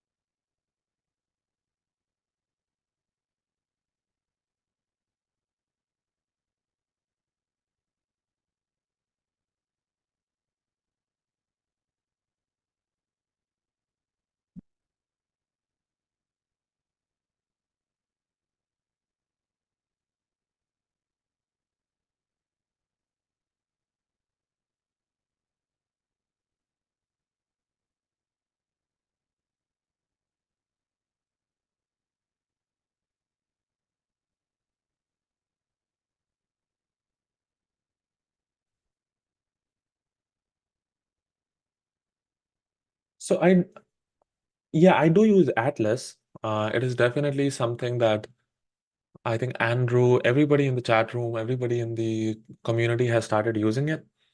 And it's definitely a value add. I do use it for just for the liquidity understanding, but I mostly of the time I use level two. Level two also gives you the same data, and I'm good with uh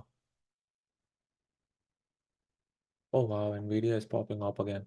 So yeah, I'm habituated to the level two, and my most important way of my trading is this box, time and sales data. This box is the most important for me. Level two adds a value. It doesn't mean like you have a liquidity, and it usually the stock price would go there, but it's not 100% guarantee. Uh, but I rely on this one more because it helps me time my entries really well. The time and sales box. And then your level two is like it would help you that if that particular stock is gonna go to that level, right? But time and sales is the area where that will help you that you know that it's gonna go out, but how do you get your best entry possible? And once you're able to do both, then that's where it's a great risk reward setup.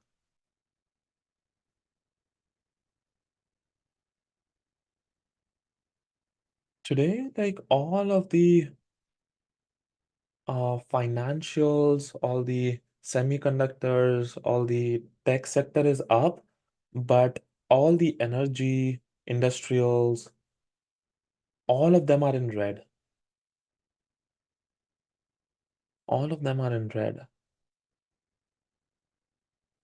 Does that mean something? So industrials, all the consumer sector, Home Depot, everything is in red.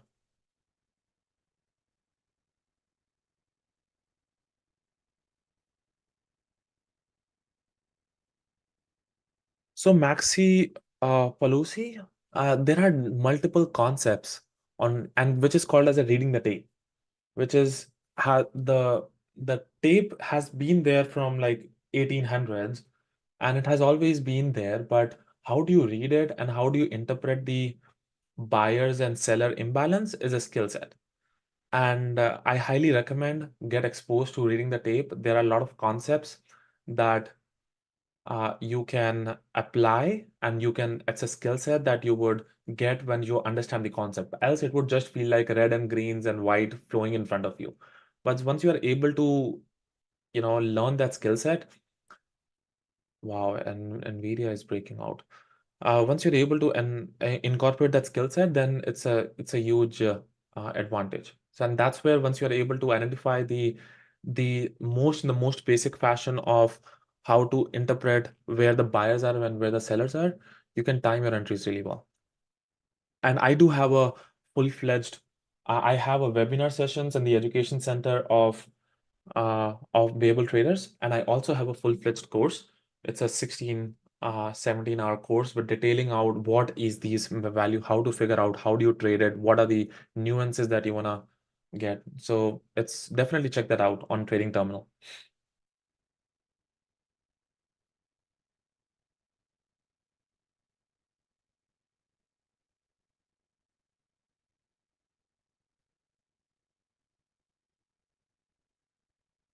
Yeah, thank you, Duan. And would you mind sharing the link as well for the course?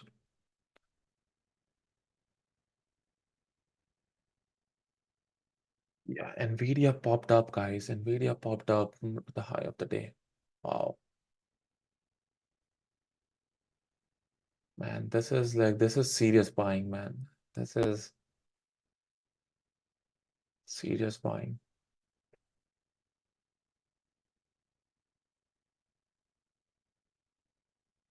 Tesla, you're long on Tesla?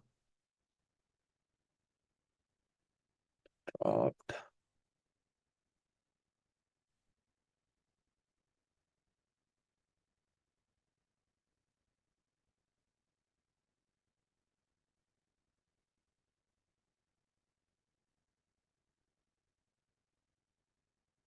Yes, Barbie. There is a full-fledged only uh, uh about the tape reading, which is time and sales. There's a course on Trading Terminal. Let me get that link, guys. So if you guys are interested, go to Trading Terminal and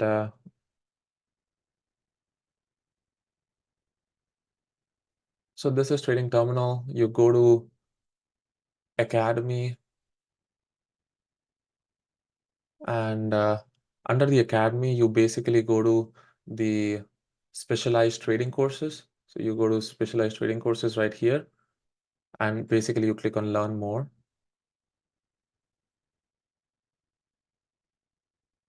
Oh, okay. So maybe let me just log out, I think. Maybe it was something to do with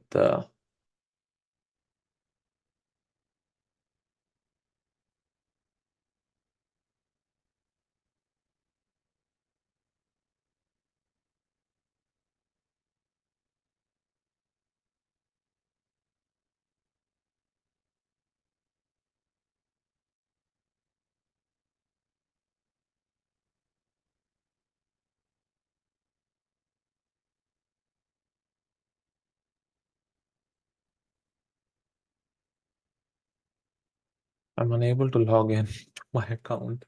Hold on.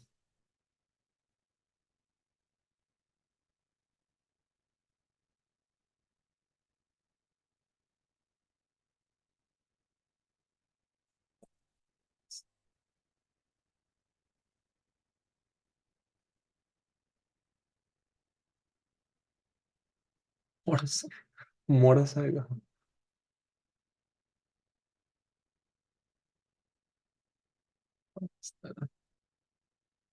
Okay, I don't know what's happening. Let's figure it out.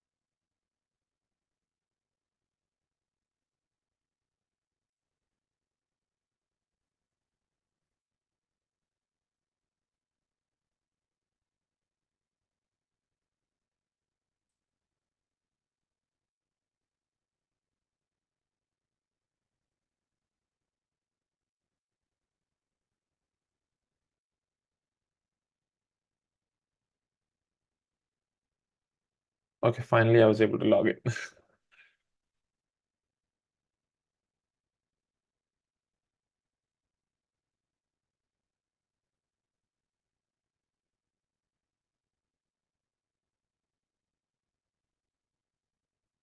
So when you go to trading terminal, right, for this thing, oh, this is development account. Hold on.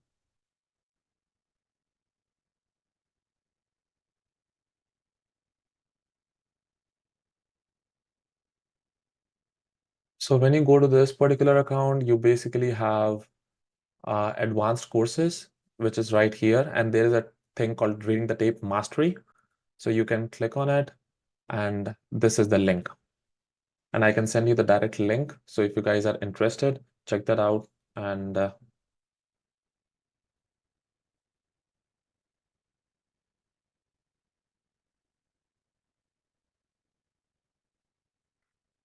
GG.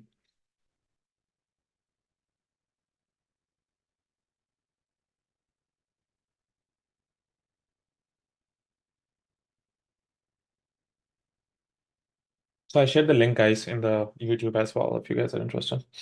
Uh,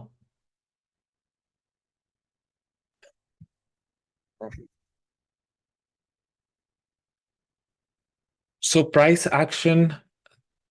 Oh, Nvidia. Wow, man. Nvidia 197.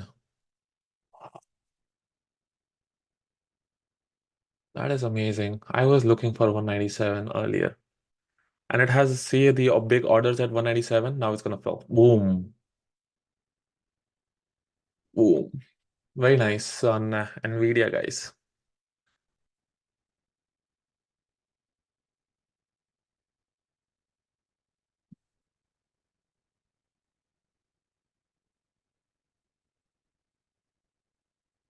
Tesla is revolving around that area. I don't see a volume. It can chop up and down. I don't want to participate, to be honest. Nvidia has really good volume. Nvidia has volume that I like.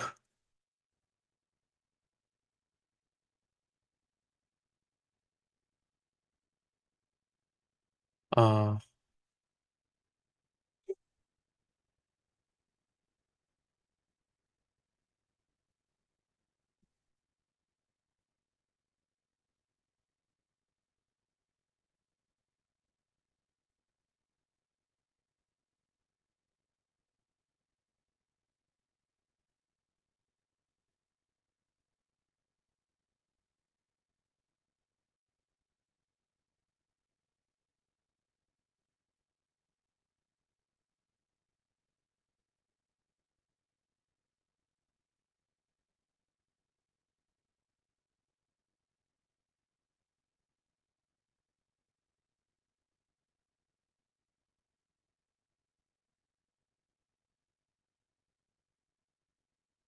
I'll be right back, guys. Give me 1 second.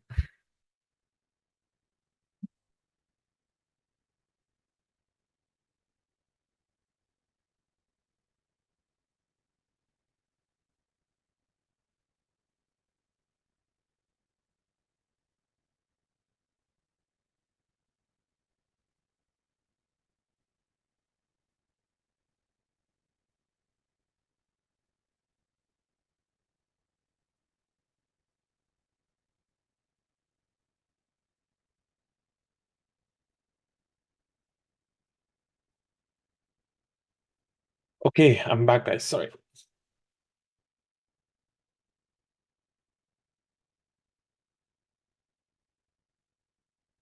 Nvidia is at 197, guys. Uh,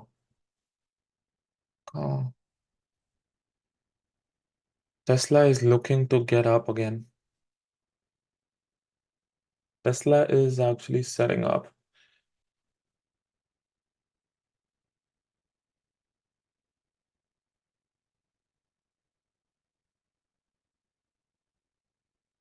Oh, very nice, Matthew. You did.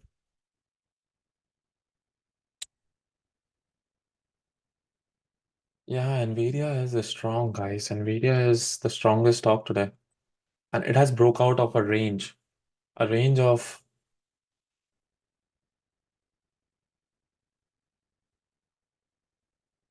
this thing. It has been in the range goes to like this one,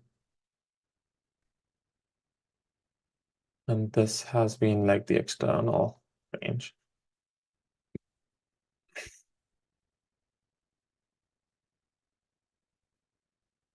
Now it has broken out of that range.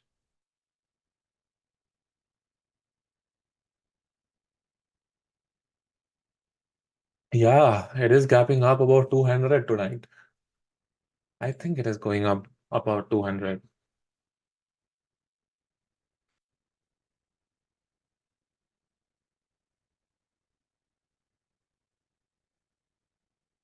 Oh, of course, Percival. I think that's a very common theme, but that's a very common thing with the that people have inside information.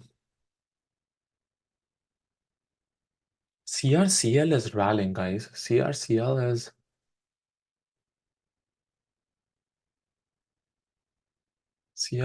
got up. Held this, held this.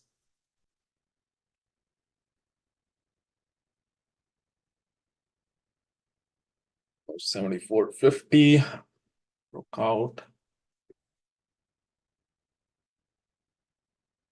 Yeah, see this Tesla, guys. Tesla was looking like it's doesn't have that juice to go up.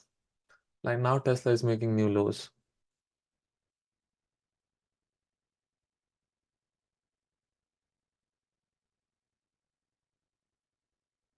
So Jimmy G, I do not trade based on the ATR. I do have an understanding of the ATR, but I don't have ATR as my level decision because when there is a catalyst or a news on certain things, stocks tend to move multiples of ATR. It's on a regular day, you can have some logical process of looking at the ATR, but when there is a catalyst, usually they don't rely on ATR. They do multiples of ATR. Oh, shit. And money idea, CRCL is not a short now. And I do not think I'm a short expert either. So, but CRCL doesn't look like it's a short. This is a strong price action. And even though it drops a little bit, it would drop and just consolidate and break higher. I would not short it. Meta is breaking out.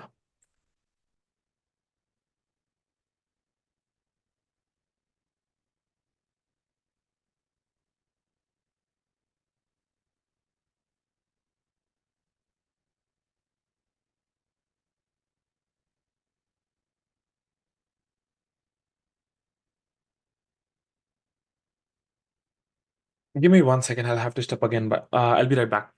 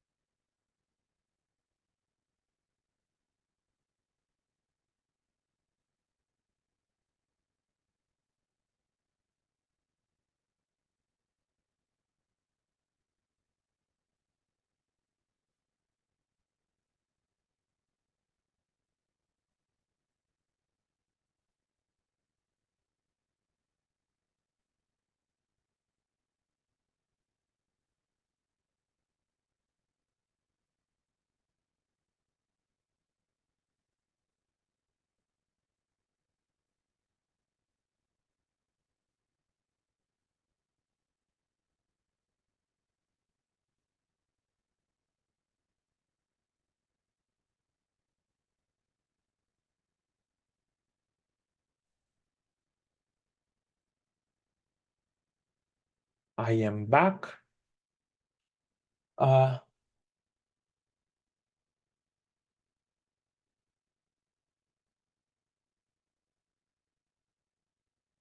so Premier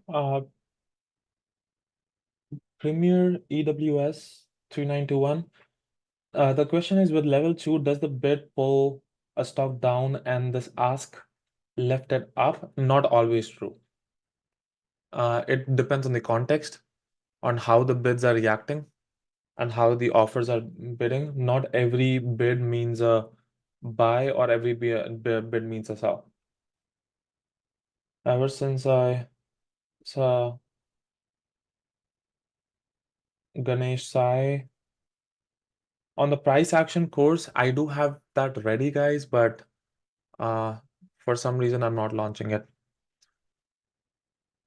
So we'll have to wait a little bit. Nvidia is just not willing to stop.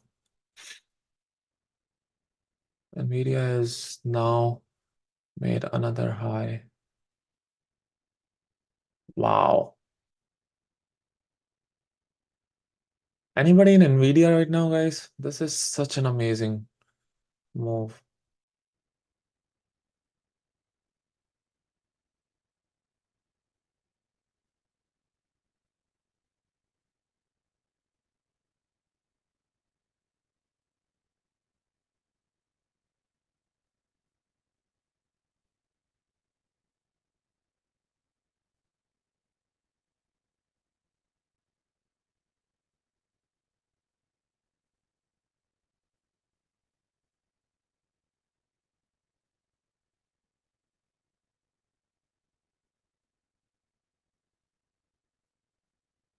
So Nvidia is setting up for a short now.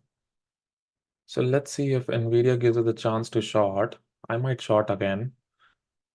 I might short on this ticker. Let's see.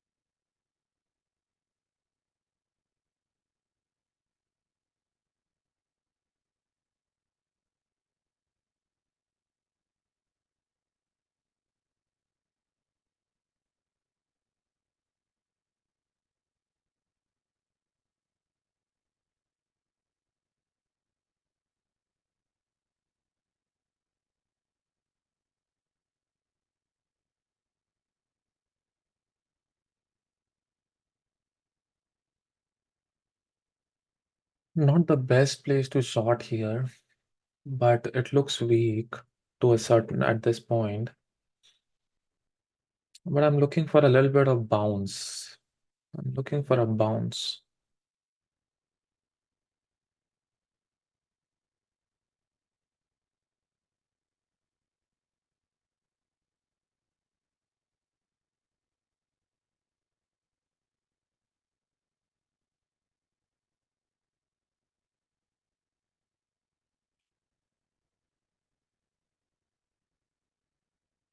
Sean, SLV. Let's look at SLV. I haven't looked at SLV for quite some time. We're long at 82. Wow, it is at 82. I was thinking it would be around 70s. No, it is at 82. And that is pretty good. And so 82, it did broke out of this, and you're long from 82.14 or something? 82.09. You're wrong from here.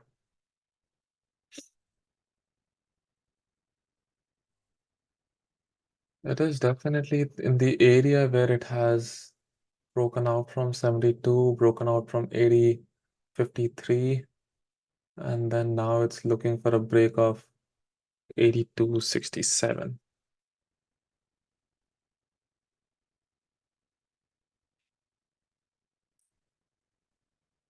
Yeah, to be honest, it's all trending higher, but I think the pullback will dip below 82. If it doesn't rally here, then the pullback will dip below around 82 area, around this area, 82, and then it would decide if it wants to hold or go lower. If it rallies from here and breaks out like a boss, then you will have a very good cushion. Then you have a cushion of holding until 82.33 stuff. So it is definitely looking for a broke out of the range, but ideally when the stocks or any ETFs or anything that break out of the range, usually they are followed by a good volume. I only saw volume for one candle right here. That tells me that uh, the buyers are not that aggressive on this particular buy at a breakout. So as far as it holds and then rallies, it would give you a good cushion, but be prepared to look for wait for a dip.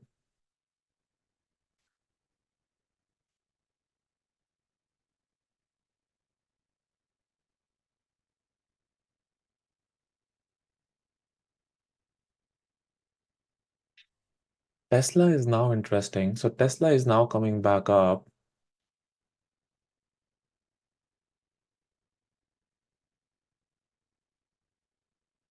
$414.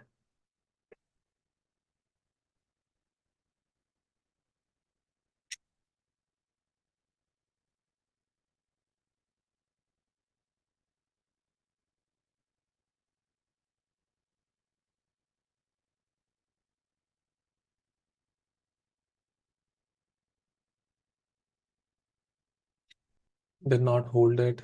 So this Tesla is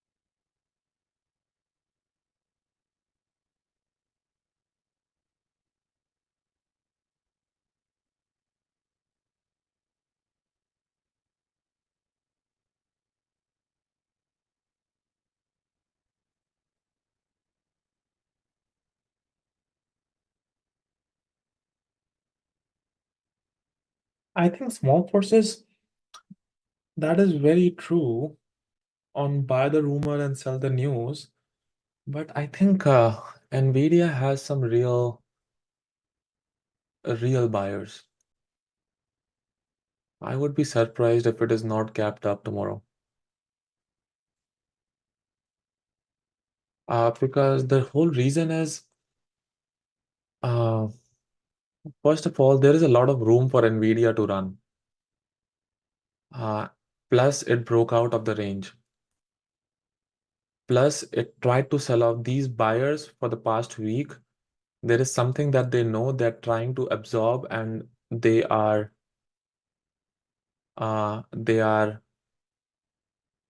positioning themselves for a long. This price action is not something. Maybe it gaps up to 210 or something, then it sells off like that. But I think it is going to lead to a gap up. Nvidia is setting up for a breakout to the upside, at least for tomorrow. I would be surprised if it gaps down tomorrow. I would be uh, surprised.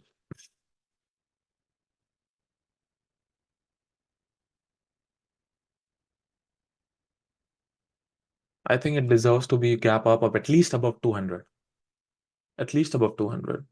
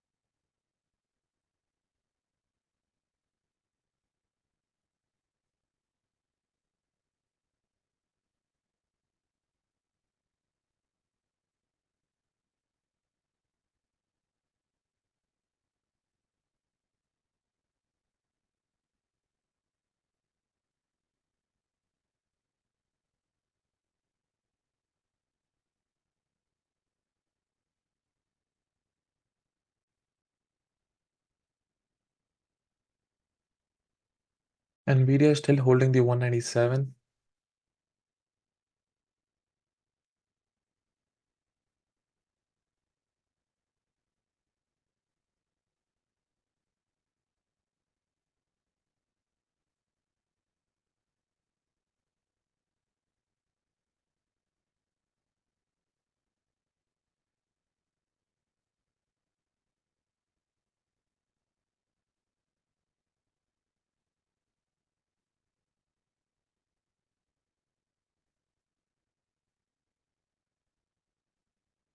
What's on Tesla hitting high of the day? No, I don't think so.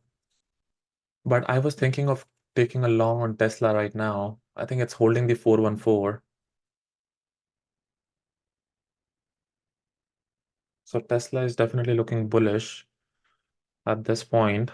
I want to see if I want to get in at 414. Yeah, Tesla is looking interesting. Now the volume is coming in, and now I like the volume that has been coming in. Now I might get in. If it gives me a pullback, I might get in. Yeah, it popped up.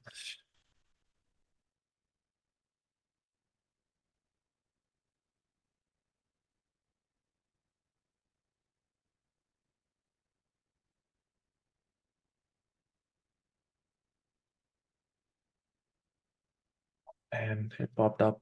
I was thinking of getting in. I thought about it too much.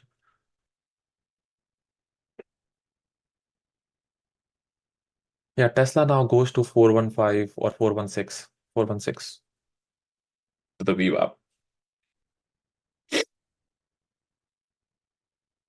Anybody take that Tesla trade, man? I was thinking about it, getting in.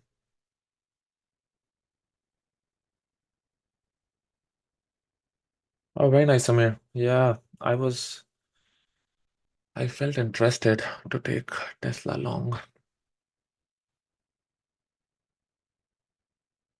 So, Lewis, a lot of times sometimes there's a lot of hedging involved. So you can't 100% with higher confirmation, you can tell because on both sides it is uh, trading like that. So there's not a real tell from the options thing. Maybe like Gary can help with that. I don't personally. Man, this is amazing. I should have gotten in on Tesla. But anyways, guys, it's top of the hour. Let's wrap it up. Let's see how the Nvidia trades in the afternoon reportings times, and then see you guys tomorrow in the chat room. Take care, guys.